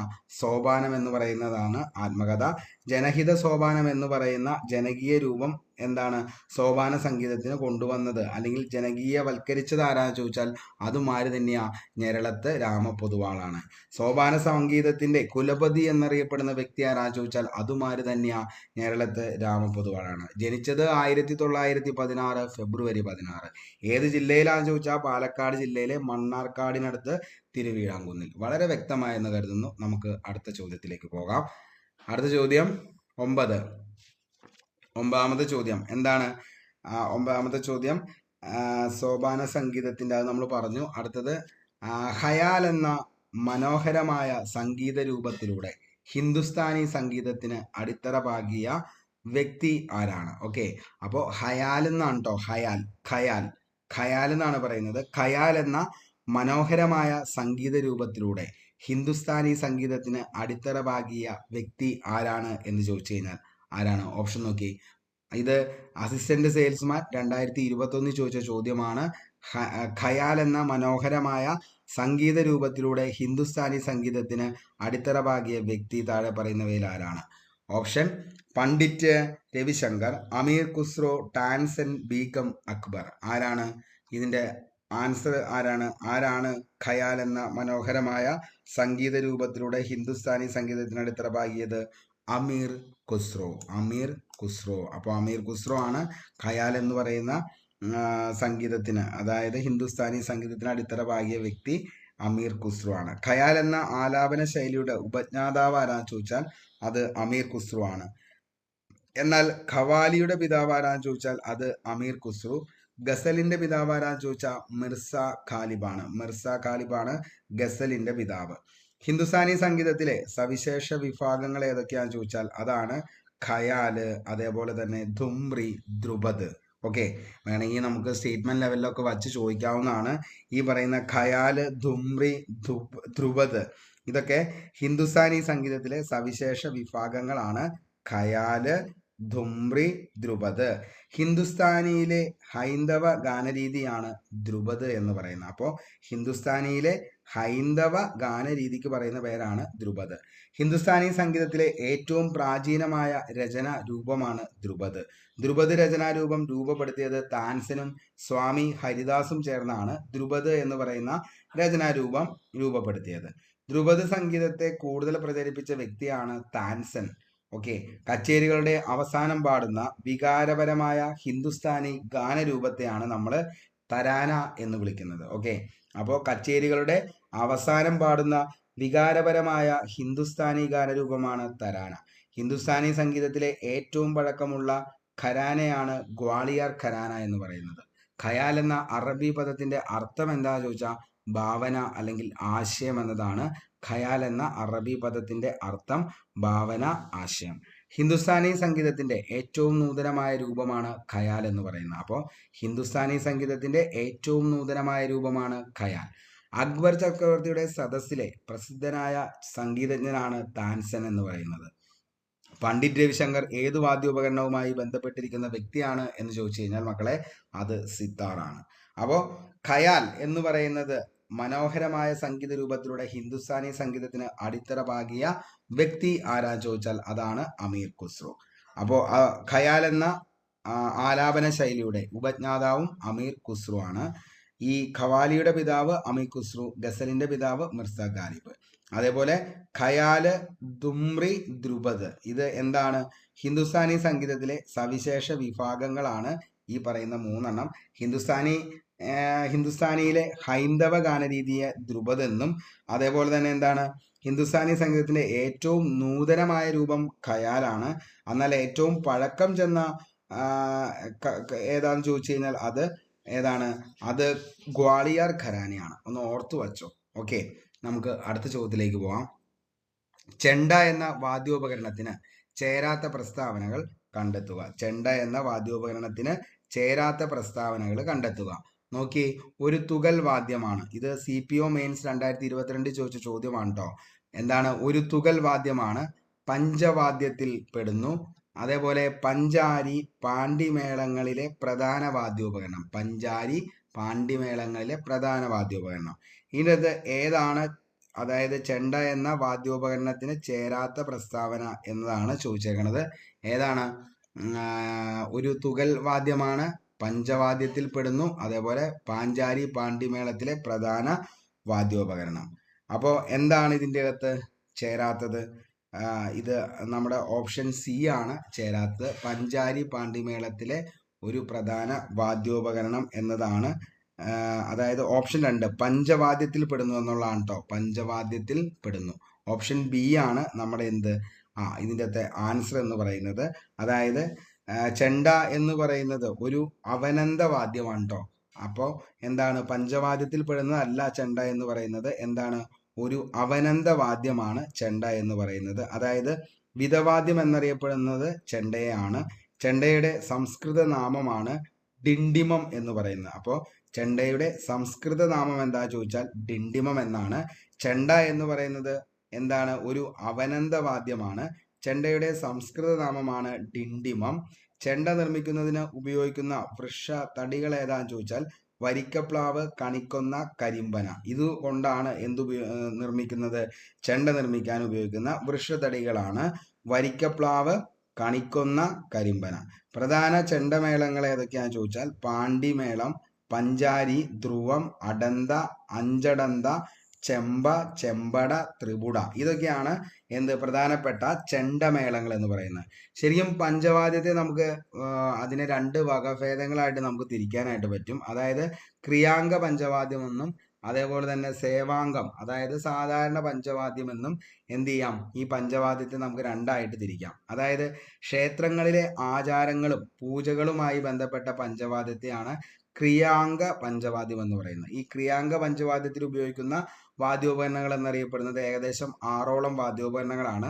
അതായത് തിമില വേണം, ശംഖ് വേണം, ചെണ്ട വേണം, ചേങ്ങില വേണം, വീക്ക്, കൈമണി. ഇത്രയാണ് ക്രിയാംഗ പഞ്ചവാദ്യത്തിൽ ഉപയോഗിക്കുന്ന വാദ്യോപകരണങ്ങൾ എന്നറിയപ്പെടുന്നത്. നമുക്ക് ഈ സേവാംഗം, അതായത് സാധാരണ പഞ്ചവാദ്യത്തിലാണെങ്കിൽ ഉത്സവങ്ങളിലും ഘോഷയാത്രകളിലും ഉപയോഗിക്കുന്ന പഞ്ചവാദ്യത്തെയാണ് നമ്മൾ എന്തെന്ന് പറയുന്നത്, ഈ പറയുന്ന സാധാരണ പഞ്ചവാദ്യം. സേവാംഗ പഞ്ചവാദ്യത്തിൽ ഉപയോഗിക്കുന്ന വാദ്യോപകരണങ്ങൾ എന്ന് പറയുന്നത് 5 എണ്ണമാണുള്ളൂ, മറ്റത് 6 എണ്ണമുണ്ട്. ക്രിയാംഗ പഞ്ചവാദ്യത്തിൽ. സേവാംഗ പഞ്ചവാദ്യത്തിൽ ആകെ 5 എണ്ണേ ഉള്ളൂ. തിമിലയുണ്ട്, ശംഖ്, മദ്ദളം, ചേങ്ങില, ഇടയ്ക്ക. ഓക്കെ, അപ്പോൾ ഇതിൻ്റെ അകത്ത് ഈ പറയുന്ന വീക്ക് എന്ന് പറയുന്ന സംഭവം ഇതിൻ്റെ അകത്ത് ഉണ്ടാവില്ല. കൊമ്പ്, കുഴൽ തുടങ്ങിയ ഉപവാദ്യങ്ങളും ഉപയോഗിക്കാറുണ്ട്. അപ്പൊ അതിന് പകരമായിട്ട് കൊമ്പും കുഴലും ഏതിൻ്റെ അകത്ത് വരും, സാധാരണ പഞ്ചവാദ്യത്തിൽ കയറി വരുന്നതായിരിക്കും. ഓക്കെ, അപ്പോൾ ഇത്രയാണ് ഇതിൻ്റെ അകത്തുള്ളൂ. അപ്പോൾ നമ്മൾ പറഞ്ഞ ചോദ്യം ഇതായിരുന്നു. അത് എന്താണ്? പാഞ്ചാരി പണ്ടിമേളത്തിലെ പ്രധാന വാദ്യോപകരണം, അതായത് ചെണ്ട എന്ന വാദ്യോപകരണത്തിന് ചേരാത്ത പ്രസ്താവനകൾ കണ്ടെത്തുക. അത് എന്താണ് ചേരാത്ത പ്രസ്താവന എന്ന് പറയുന്നത്? അതായത് പഞ്ചവാദ്യത്തിൽ പെടുന്നു എന്നതാണ് ചേരാത്ത പ്രസ്താവന. പഞ്ചവാദ്യത്തിൽ പെടുന്നു. അതായത് ചെണ്ട എന്നത് ഒരു അവനന്ത വാദ്യമാണ്. ഓക്കെ, ചെണ്ട എന്നത് അവനന്ത വാദ്യം. വിധവാദ്യം എന്നറിയപ്പെടുന്നത് ചെണ്ടയാണ്. വിധവാദ്യം എന്നും അതേപോലെ തന്നെ ചെണ്ട അറിയപ്പെടുന്നത് ഒരു അവനന്ത വാദ്യമാണ്. ഓക്കെ, വ്യക്തമായെന്ന് കരുതുന്നു. നമുക്ക് 11ാമത്തെ ചോദ്യത്തിലേക്ക് പോകാം. കഥകളിയിലെ ആദ്യത്തെ ചടങ്ങിന്റെ പേര് എന്താണ്? കഥകളിയിലെ ആദ്യത്തെ ചടങ്ങിന്റെ പേര് ഓപ്ഷൻ നോക്കി: തിരനോട്ടം, പുറപ്പാട്, കേളികൊട്ട്, തോടയം. അപ്പോൾ കഥകളിയിലെ ആദ്യത്തെ ചടങ്ങിന്റെ പേര് എന്താണ്? LDC ബ്യൂറേജ് LDC 2023 ചോദിച്ച ചോദ്യമാണ് ഇത്. കഥകളിയിലെ ആദ്യ ചടങ്ങിന്റെ പേരെന്താണ്? ബെവ്കോ LDC 2023. അതായത് കഥകളിയിലെ പ്രധാനപ്പെട്ട ചടങ്ങുകൾ നമുക്കറിയാം: കേളികൊട്ട്, തോടയം, പുറപ്പാട്, കഥാഭിനയം, അരങ്ങുകളി, വന്ദന ശ്ലോകങ്ങള്, അതേപോലെ തന്നെ മേളപ്പദം, ധനാശി പാടിയാണ് നിൽക്കുന്നത്. അപ്പോൾ മൊത്തം 8 എണ്ണമാണ് കഥകളിയിലെ പ്രധാനപ്പെട്ട ചടങ്ങുകൾ. ഏറ്റവും ഇമ്പോർട്ടൻ്റ് ആയിട്ടുള്ള പ്രധാനപ്പെട്ട ചടങ്ങുകൾ എന്നറിയപ്പെടുന്നത് 8 എണ്ണമാണ് കഥകളിയിലെ പ്രധാന ചടങ്ങുകൾ. ഒന്നാമത്തെ കേളികൊട്ട്, രണ്ടാമത് അരങ്ങുകളി, തോടയം, വന്ദന ശ്ലോകം, പുറപ്പാട്, മേളപ്പദം, കഥാഭിനയം, ധനാശി. ഇതാണ് കഥകളിയിലെ 8 പ്രധാന ചടങ്ങുകൾ. കഥകളി നടക്കുന്നുണ്ട് എന്ന് ദേശവാസികളെ അറിയിക്കാൻ വേണ്ടിയുള്ള വാദ്യ പ്രകടനത്തെയാണ് നമ്മൾ കേളികൊട്ട് എന്ന് പറയുന്നത്. ഓക്കെ, അതായത് കഥകളി തുടങ്ങുമ്പോൾ കഥകളിയിലെ ആദ്യത്തെ ചടങ്ങിനെയാണ് എന്തെന്ന് പറയുന്നത്? കേളികൊട്ട് എന്ന് പറയുന്നത്. അപ്പൊ നമ്മുടെ ഉത്തരം എന്താണ്? കേളികൊട്ടാണ് നമ്മുടെ ആൻസർ എന്ന് പറയുന്ന കഥകളിയിലെ ആദ്യ ചടങ്ങ്. അതായത് കഥകളി നടക്കുന്നുണ്ട് എന്ന് ദേശവാസികളെ അറിയിക്കാൻ വേണ്ടിയുള്ള വാദ്യ പ്രകടനത്തെയാണ് കേളികൊട്ട് എന്ന് പറയുന്നത്. കഥകളി രംഗത്ത് വിളക്ക് വെച്ചു കഴിഞ്ഞാലുടൻ നടക്കുന്ന ചടങ്ങാണ് അരങ്ങുകേളി എന്ന് പറയുന്നത്, അല്ലെങ്കിൽ കേളിക്കൈ. ഓക്കെ, അപ്പോൾ കഥകളി രംഗത്ത്, അതായത് കഥകളി രംഗത്ത് വിളക്ക് വെച്ചു, അത് കഴിഞ്ഞ് കഴിഞ്ഞാൽ അടുത്തൊരു ചടങ്ങ് എന്ന് പറയുന്നത് അരങ്ങുകേളി, അതായത് കേളിക്കൈ എന്ന് പറയുന്നത്. ഈ കേളിക്കൈ കഴിഞ്ഞാലുടൻ തിരശീല കൊണ്ട് രംഗം മറയ്ക്കുന്നതോടുകൂടി ആരംഭിക്കുന്ന ചടങ്ങാണ് തോടയം. ഓക്കെ, അപ്പോൾ കേളിക്കൈ കഴിഞ്ഞാലുടൻ തന്നെ എന്താണ്? തിരശീല രംഗം മറഞ്ഞു. ഓക്കെ, തിരശീല ഇട്ട് രംഗം മറച്ചു. അപ്പോൾ ആരംഭിക്കുന്നതാണ് തോടയം എന്ന് പറയുന്ന ചടങ്ങ്. തോടയം 2 മിനുക്കുവേഷങ്ങൾ തിരശീലയ്ക്ക് പിന്നിൽ നിന്ന് ഗായകർ ചൊല്ലുന്ന ഈശ്വരസ്തുതികൾക്ക് അനുസൃതമായി നൃത്തം ചെയ്യുന്നു. ഇതിനെയാണ് തോടയം എന്ന് പറയുന്നത്. അപ്പോൾ 2 മിനുക്കുവേഷങ്ങൾ വരും. അത് തിരശീലയ്ക്ക് പിന്നിൽ നിന്ന് ഗായകർ ചൊല്ലുന്ന ഈശ്വരസ്തുതികൾക്ക് അനുസൃതമായിട്ട് നൃത്തം ചെയ്യും. കഥകളിയുടെ തുടക്കത്തിൽ അവതരിപ്പിക്കുന്ന നൃത്തം, അതിനെയാണ് നമ്മൾ പുറപ്പാട്ട് എന്ന് വിളിക്കുന്നത്. ഓക്കെ, അപ്പോൾ കഥകളിയുടെ തുടക്കത്തിൽ അവതരിപ്പിക്കുന്ന നൃത്തമാണ് പുറപ്പാട്ട്. അതായത് നായികമാരാർ അരങ്ങത്തു പ്രവേശിക്കുന്ന ചടങ്ങാണ് പുറപ്പാട്. കഥകളി അവതരണത്തിലെ അവസാനത്തെ ചടങ്ങ്, അതായത് ഈശ്വരസ്തുതി രൂപത്തിലുള്ള നൃത്തമാണ് ധനാശി എന്ന് പറയുന്നത്. അതായത് ധനാശി പാടുക എന്ന് പറഞ്ഞാൽ അവസാനിപ്പിക്കുക എന്നാണ്. അപ്പോൾ കഥകളി അവതരണത്തിലെ അവസാനത്തെ ചടങ്ങിനെയാണ് നമ്മൾ എന്തെന്ന് വിളിക്കുന്നത്? ധനാശി എന്ന് വിളിക്കുന്നത്. കഥകളി തുടങ്ങുമ്പോൾ ആദ്യമായി ആലപിക്കുന്ന ഗാനം അറിയപ്പെടുന്നതാണ് തിരനോട്ടം എന്ന് പറയുന്നത്. അപ്പോൾ ഈ 4 ഓപ്ഷനുകൾ കൂടി നമ്മൾ എന്ത് ചെയ്യുന്നുണ്ട്? പറഞ്ഞാണ് പോയേക്കണത്. അപ്പോൾ കഥകളി തുടങ്ങുമ്പോൾ ആദ്യമായി ആലപിക്കുന്ന ഗാനത്തിന് പറയുന്നതാണ് എന്തെന്ന്? തിരനോട്ടം. ഇനി കഥകളിയിലെ തുടക്കത്തിൽ അവതരിപ്പിക്കുന്ന നൃത്തം, അതാണ് എന്ത്? പുറപ്പാട്ട് എന്ന് പറയുന്നത്. ഇനി എന്തായിരുന്നു കേളികൊട്ട് എന്ന് പറയുന്നത്? കഥകളി നടക്കുന്നുണ്ട് എന്ന് ദേശവാസികളെ അറിയിക്കാൻ വേണ്ടിയുള്ള വാദ്യപ്രകടനത്തെയാണ് നമ്മൾ കേളികൊട്ട് എന്ന് പറയുന്നത്. അല്ലെങ്കിൽ എന്താണ്? കഥകളിയിലെ ആദ്യ ചടങ്ങായിട്ടും എന്തിനെ പറയും? കേളികൊട്ടിനെ പറയും. എന്താണ് തോടയം എന്ന് പറഞ്ഞത്? കേളിക്കൈ അല്ലെങ്കിൽ അരങ്ങ് കേളി എന്നാണ് തോടയത്തെ പറയുന്നത്. അതായത് കേളിക്കൈ കഴിഞ്ഞാലുടനെ തിരശ്ശീല കൊണ്ട് രംഗം എന്ത് ചെയ്യും? മറയ്ക്കുന്നു. അതോടുകൂടി ആരംഭിക്കുന്ന ചടങ്ങാണ് തോടയം എന്ന് പറയുന്നത്. അതായത് എന്താണ്? 2 മിനുക്ക് വേഷങ്ങൾ എന്ത് ചെയ്യും? സ്റ്റേജിലേക്ക് വരും. അതിന്റെ സ്റ്റേജിന്റെ പിറകിൽ നിന്ന് എന്ത് ചെയ്യും? ഗായകർ ചൊല്ലുന്ന ഈശ്വര സ്തുതിക്ക് അനുസരിച്ച് നൃത്തം ചെയ്യുന്ന ഈ 2 മിനുക്ക് വേഷങ്ങൾ, ഇതാണ് ശരിക്കും എന്തെന്ന് പറയുന്നത്? തോടയം എന്ന് പറയുന്നത്. ഇത്രയും കാര്യങ്ങൾ വളരെ വ്യക്തമായി എന്ന് കരുതുന്നു. അടുത്ത ചോദ്യത്തിലേക്ക് പോവാം. കലകളുടെ രാജാവ് എന്നറിയപ്പെടുന്ന കേരളീയ കലാരൂപം ഏതാണ്? കലകളുടെ രാജാവ്. LDC ഡേറ്റ എൻട്രി ഓപ്പറേറ്റർ 2023 ചോദിച്ച ചോദ്യമാണ്. കലകളുടെ രാജാവ് എന്നറിയപ്പെടുന്ന കേരളീയ കലാരൂപം ഏതാണ്? ഓപ്ഷൻ നോക്കി: മോഹിനിയാട്ടം, കഥകളി, ഭരതനാട്യം, കുച്ചിപ്പുടി. ഓക്കെ, അപ്പോൾ കലകളുടെ രാജാവ് എന്നറിയപ്പെടുന്ന കേരളീയ കലാരൂപം ഏതാന്ന് ചോദിച്ചാൽ ഏതാണ്? അതാണ് നമ്മുടെ കഥകളി എന്ന് പറയുന്നത്. കഥകളി. ഓക്കെ, അതായത് ഉദാത്യ നാട്യരൂപം, നൃത്തനാട്യം, സമഗ്ര നൃത്തം, the dance drama, the total theatre, ഉദാത്ത നാട്യരൂപം. ഈ വിശേഷണങ്ങളെല്ലാം കഥകളിയുമായി ബന്ധപ്പെട്ടതാണ്. Opera, ballet, mask, panto, mime കലാരൂപങ്ങളുടെ പ്രധാന സവിശേഷതകൾ സമന്വയിപ്പിക്കുന്ന 300 വർഷം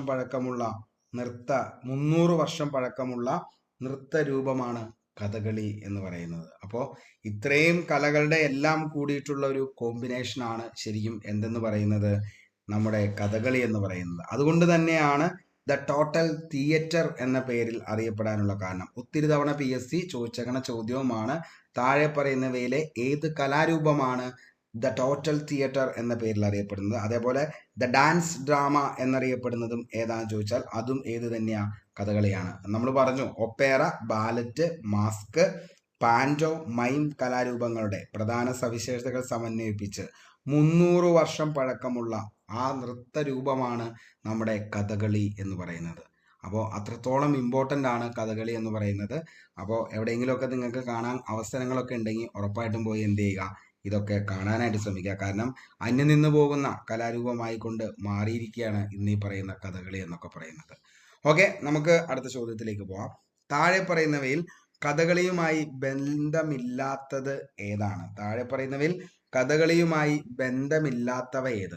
ഓപ്ഷൻ നോക്കി: തോടയം, അടുത്തത് ആട്ടവിളക്ക്, അഞ്ചടി, ഏകലോചനം. നമ്മളിത് പഠിക്കുമ്പോൾ തന്നെ നമ്മൾ കുറേ കാര്യങ്ങൾ പറഞ്ഞു. അപ്പോൾ അതുകൊണ്ട് തന്നെ ഇതിൻ്റെ ഒന്ന് വളരെ വ്യക്തമായിട്ട് നിങ്ങൾക്ക് ഇപ്പോൾ മനസ്സിലായിട്ടുണ്ടാവും. താഴെ പറയുന്നവയിൽ കഥകളിയുമായി ബന്ധമില്ലാത്തത് ഏത്? തോടയം ഉണ്ട്, ആട്ടവിളക്ക് ഉണ്ട്, ഏകലോചനം ഉണ്ട്, അഞ്ചടിയാണ് നമ്മുടെ ഉത്തരം എന്ന് പറയുന്നത്. അപ്പോൾ ബന്ധമില്ലാത്തത് ഏതാന്ന് ചോദിച്ചാൽ അഞ്ചടിയാണ്. കഥകളി അവതരിപ്പിക്കുമ്പോൾ ഉപയോഗിക്കുന്ന വിളക്കിനെയാണ് നമ്മൾ എന്തെന്ന് വിളിക്കുന്നത്? ആട്ടവിളക്ക് എന്ന് വിളിക്കുന്നത്. അപ്പോൾ കഥകളി അവതരിപ്പിക്കുമ്പോൾ ഉപയോഗിക്കുന്ന വിളക്കാണ് എന്തെന്ന് പറയുന്നത്? ആട്ടവിളക്ക്, അല്ലെങ്കിൽ കഥകളി വിളക്ക്, അല്ലെങ്കിൽ കളി വിളക്ക് എന്നൊക്കെയാണ് ഇതിനെ വിളിക്കുന്നത് കേട്ടോ. അപ്പോൾ എന്താണ്? കഥകളി അവതരിപ്പിക്കാൻ ഉപയോഗിക്കുന്ന വിളക്കിനെ ഒന്ന് ആട്ടവിളക്കെന്ന് വിളിക്കാം, അല്ലെങ്കിൽ കഥകളി വിളക്കെന്ന് വിളിക്കാം, അല്ലെങ്കിൽ കളി വിളക്ക്. കഥകളിയിലെ പ്രസിദ്ധമായ ഒരു അഭിനയ മുഹൂർത്തത്തിന് പറയുന്ന പേരാണ് ഏകലോചനം. ഓക്കെ, അപ്പോൾ എന്താണ്?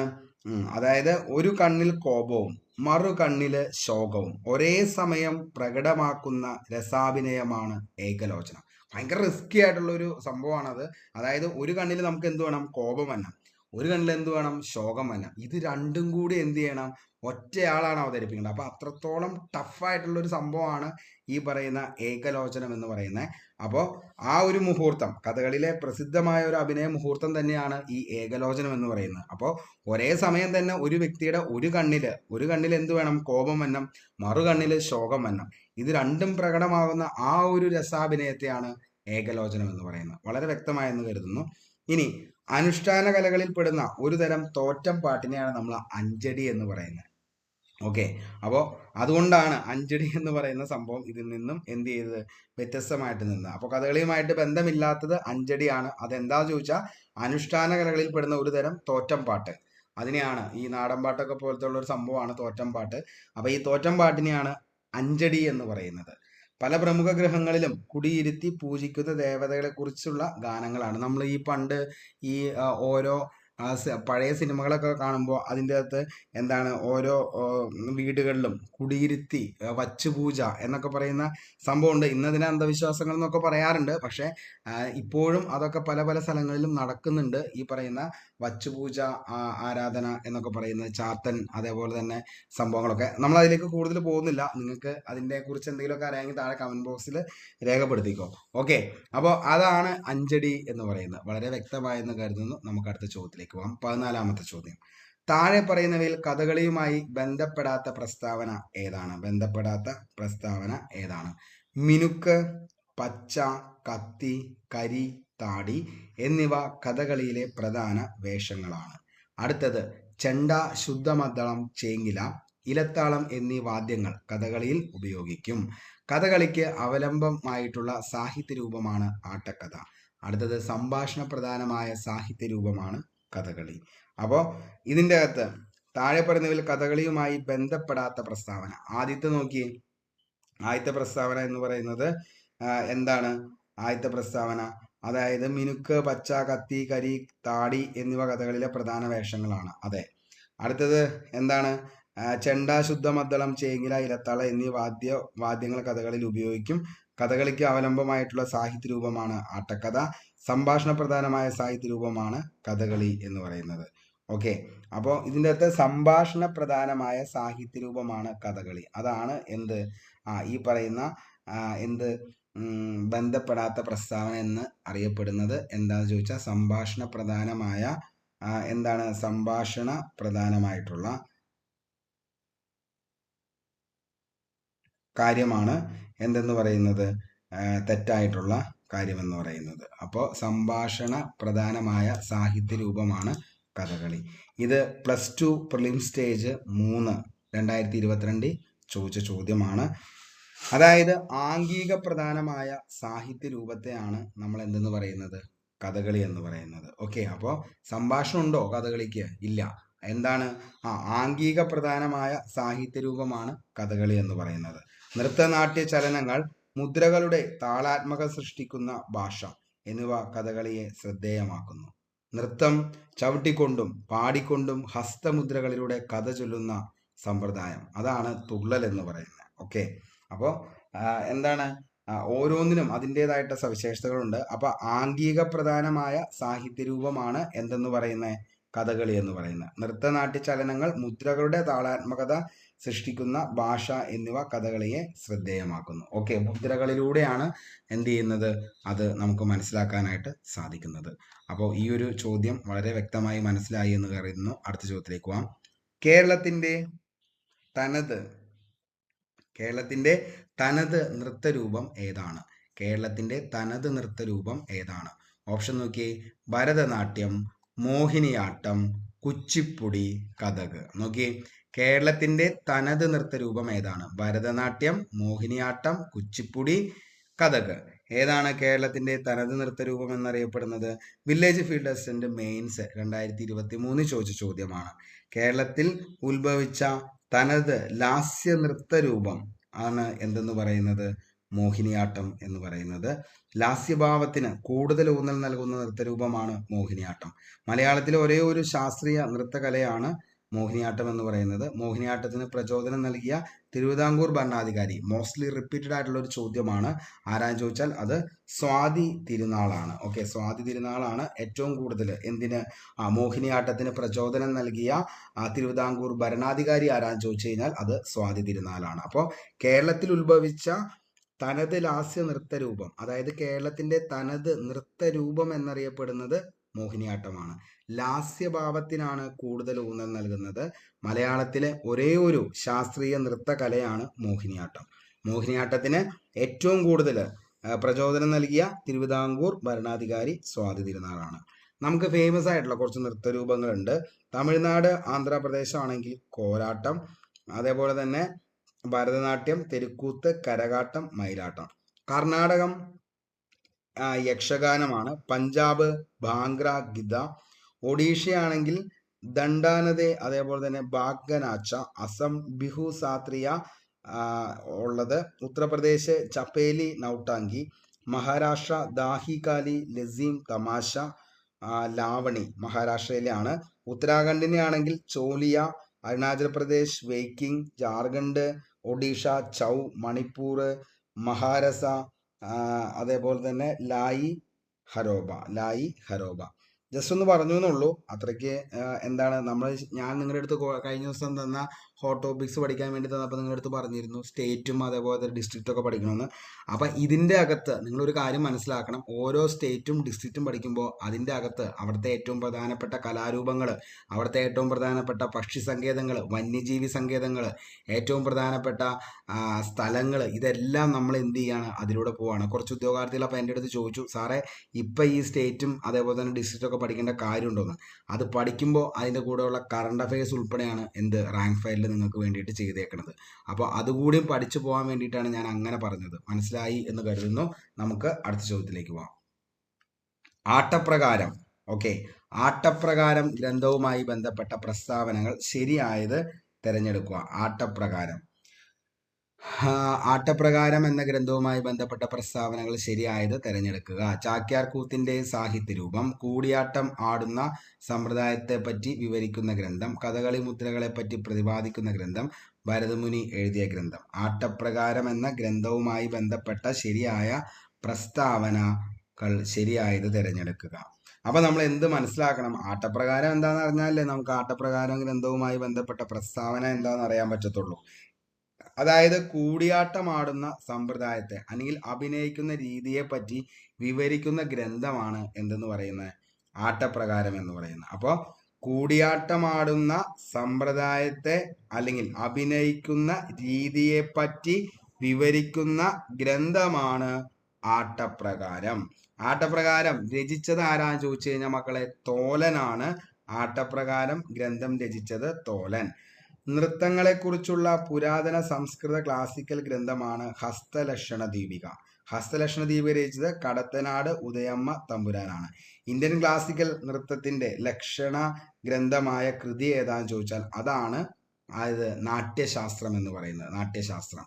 ഈ നാട്യശാസ്ത്രം രചിച്ച ആളാണ് ആരെന്ന് പറയുന്നത്, ഭരതമുനി. അപ്പോൾ ഭരതമുനിയുടെ ഏതാന്ന് ചോദിച്ചു കഴിഞ്ഞു കഴിഞ്ഞാൽ എന്താണ് ഭരതമുനിയുടെ, അതായത് ഇന്ത്യൻ ക്ലാസിക്കൽ നൃത്തത്തിന്റെ ലക്ഷണ ഗ്രന്ഥമായ കൃതിയാണ് നാട്യശാസ്ത്രം. ആ നാട്യശാസ്ത്രത്തിന്റെ കർത്താവാണ് ഭരതമുനി. ഓക്കെ, അപ്പോൾ ആരാണ് ഈ പറയുന്ന നമ്മുടെ ആട്ടപ്രകാരം രചിച്ചത്? തോലനാണ്. എന്താണ് ഈ ആട്ടപ്രകാരം എന്ന് പറയുന്നത്? കൂടിയാട്ടമാടുന്ന സമ്പ്രദായത്തെ അല്ലെങ്കിൽ അഭിനയിക്കുന്ന രീതിയെ പറ്റി വിവരിക്കുന്ന ഗ്രന്ഥമാണ് എന്തെന്ന് പറയുന്നത്, ആട്ടപ്രകാരം എന്ന് പറയുന്നത്. അപ്പോൾ ഇതിന്റെ ആൻസറിലേക്ക് അപ്പോൾ നമുക്ക് പോകാൻ പറ്റൂലോ. ഏതാണ് ആട്ടപ്രകാരം ഗ്രന്ഥവുമായി ബന്ധമില്ലാത്ത പ്രസ്താവന എന്ന് പറയുന്നത്? ഏതാണ്?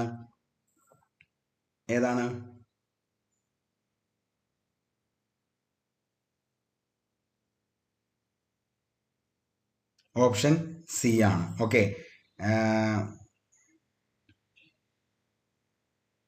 ശരിയായത് ഓപ്ഷൻ സി ആണ്. അപ്പോൾ കൂടിയാട്ടമാടുന്ന സമ്പ്രദായത്തെ പറ്റി വിവരിക്കുന്ന ഗ്രന്ഥമാണ് എന്തെന്ന് പറയുന്നത്, ഈ പറയുന്ന നമ്മുടെ ആട്ടപ്രകാരം എന്ന് പറയുന്നത്. അയ്യോ, ഇതിന്റെ കേരളത്തിന്റെ തനത് നൃത്തരൂപം നമ്മൾ പറഞ്ഞായിരുന്നു. ഏതാണ്? മോഹിനിയാട്ടം. അത് നമ്മൾ ഓപ്ഷനിൽ എടുത്തു. നമ്മൾ അതിൻ്റെ ചെയ്തില്ല, ടിക്ക് ചെയ്തില്ലായിരുന്നു. അപ്പോൾ ടിക്ക് ചെയ്തേണ്ട ഓക്കെ എന്ന് കരുതുന്നു. അടുത്ത നമുക്ക് ചോദ്യത്തിലേക്ക് പോവാം. ചുവടെ കൊടുത്തിരിക്കുന്ന പ്രസ്താവനകളിൽ നിന്ന് മണിമാധവ ചാക്യാർക്ക് അനുയോജ്യമായത് മാത്രം കണ്ടെത്തുക. ചുവടെ കൊടുത്തിരിക്കുന്ന പ്രസ്താവനകളിൽ നിന്ന് മണിമാധവ ചാക്യാർ. ഓക്കെ, മണിമാധവ ചാക്യാർ. അപ്പോൾ നോക്കി ഓപ്ഷൻ നോക്കി. കഥകളിക്ക് കണ്ണുകൾ നൽകിയ കലാകാരൻ എന്നറിയപ്പെടുന്നു. കൂടിയാട്ടത്തെക്കുറിച്ച് നാട്യകൽപദ്രുമം എന്ന ഗ്രന്ഥം രചിച്ചു. നാട്യകൽപദ്രുമം. അടുത്തത് 1924 പത്മശ്രീ പുരസ്കാരം ലഭിച്ചു. അടുത്തത് ഛത്രവും ചാമരവും എന്ന നിരൂപണ ഗ്രന്ഥം രചിച്ചു.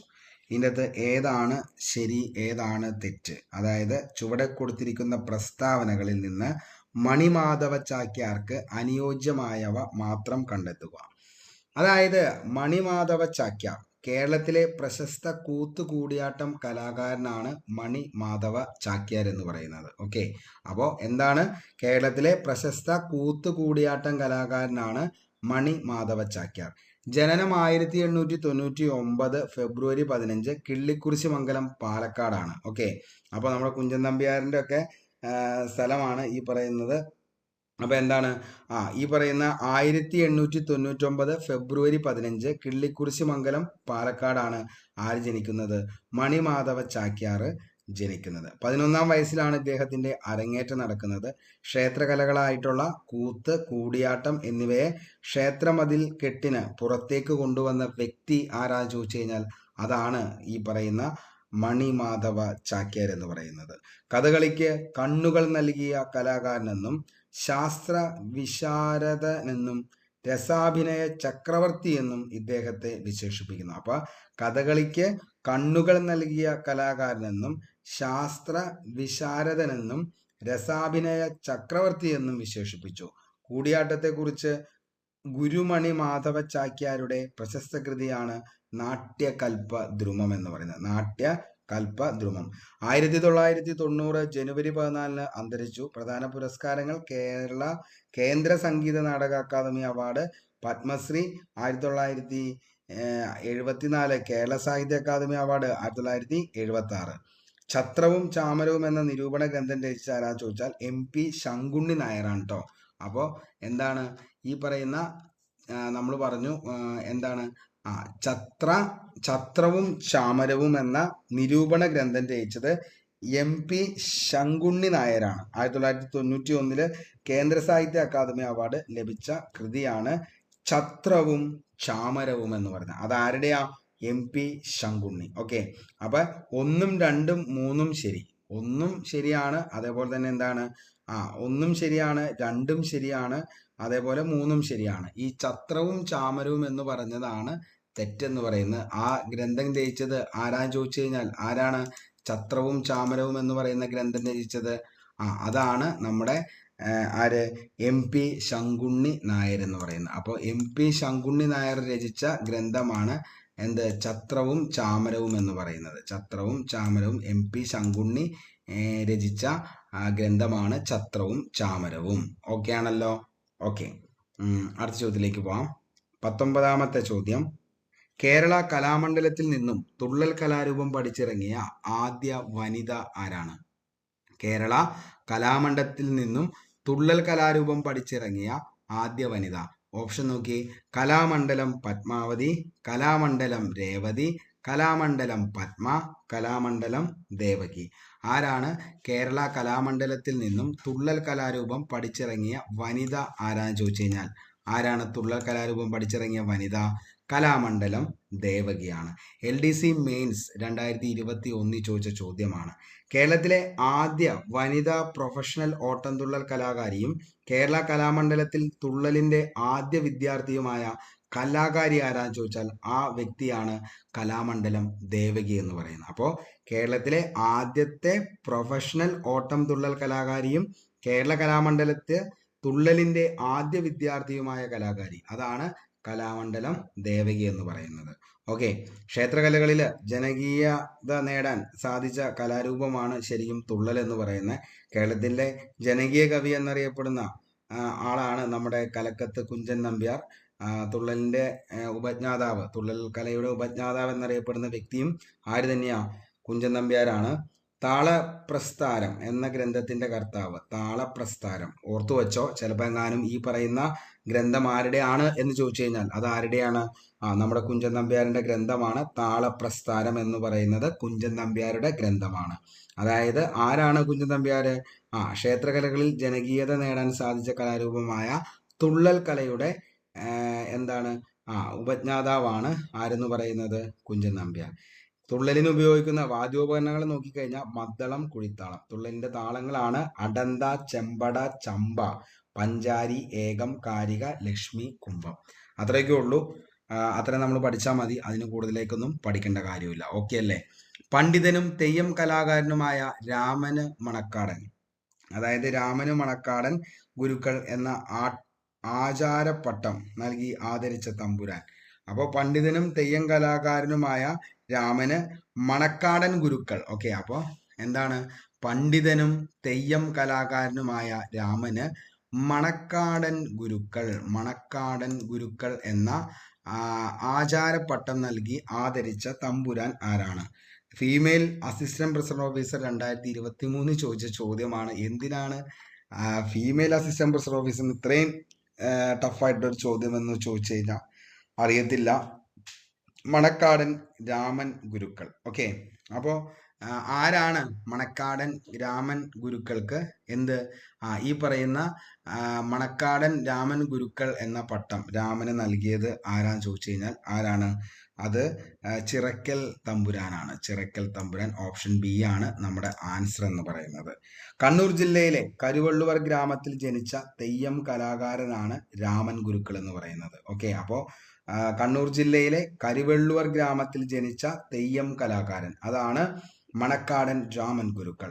ഒരു ദിവസം 39 തെയ്യക്കോലങ്ങൾ കെട്ടിയാടിയിരുന്ന കലാകാരനായിരുന്നു അദ്ദേഹം. അപ്പോൾ ഒരു ദിവസം 39 തെയ്യക്കോലങ്ങൾ കെട്ടിയാടി തെയ്യങ്ങൾക്ക് ഇന്ന് കാണുന്ന രൂപവും ഭാവവും പകർന്നു നൽകിയത് ഇദ്ദേഹമാണെന്നാണ് അറിയപ്പെടുന്നത്. മുച്ചിലോട് ഭഗവതിയുടെ ആദ്യ കോലക്കാരൻ മണക്കാടൻ ഗുരുക്കളായിരുന്നു എന്നാണ് വിശ്വാസം. അപ്പോൾ കണ്ണൂർ ജില്ലയിലാണ് അദ്ദേഹത്തിന്റെ ജനനം എന്ന് പറയുന്നത്. ചിറക്കൽ തമ്പുരാനാണ് അദ്ദേഹത്തെ മണക്കാടൻ ഗുരുക്കൾ എന്ന പേര് കൊടുത്തത്. ഒരു ദിവസം 39ഓളം തെയ്യക്കോലങ്ങൾ കെട്ടി ആടിയിരുന്ന കലാകാരനായിരുന്നു മണക്കാടൻ രാമൻ ഗുരുക്കൾ.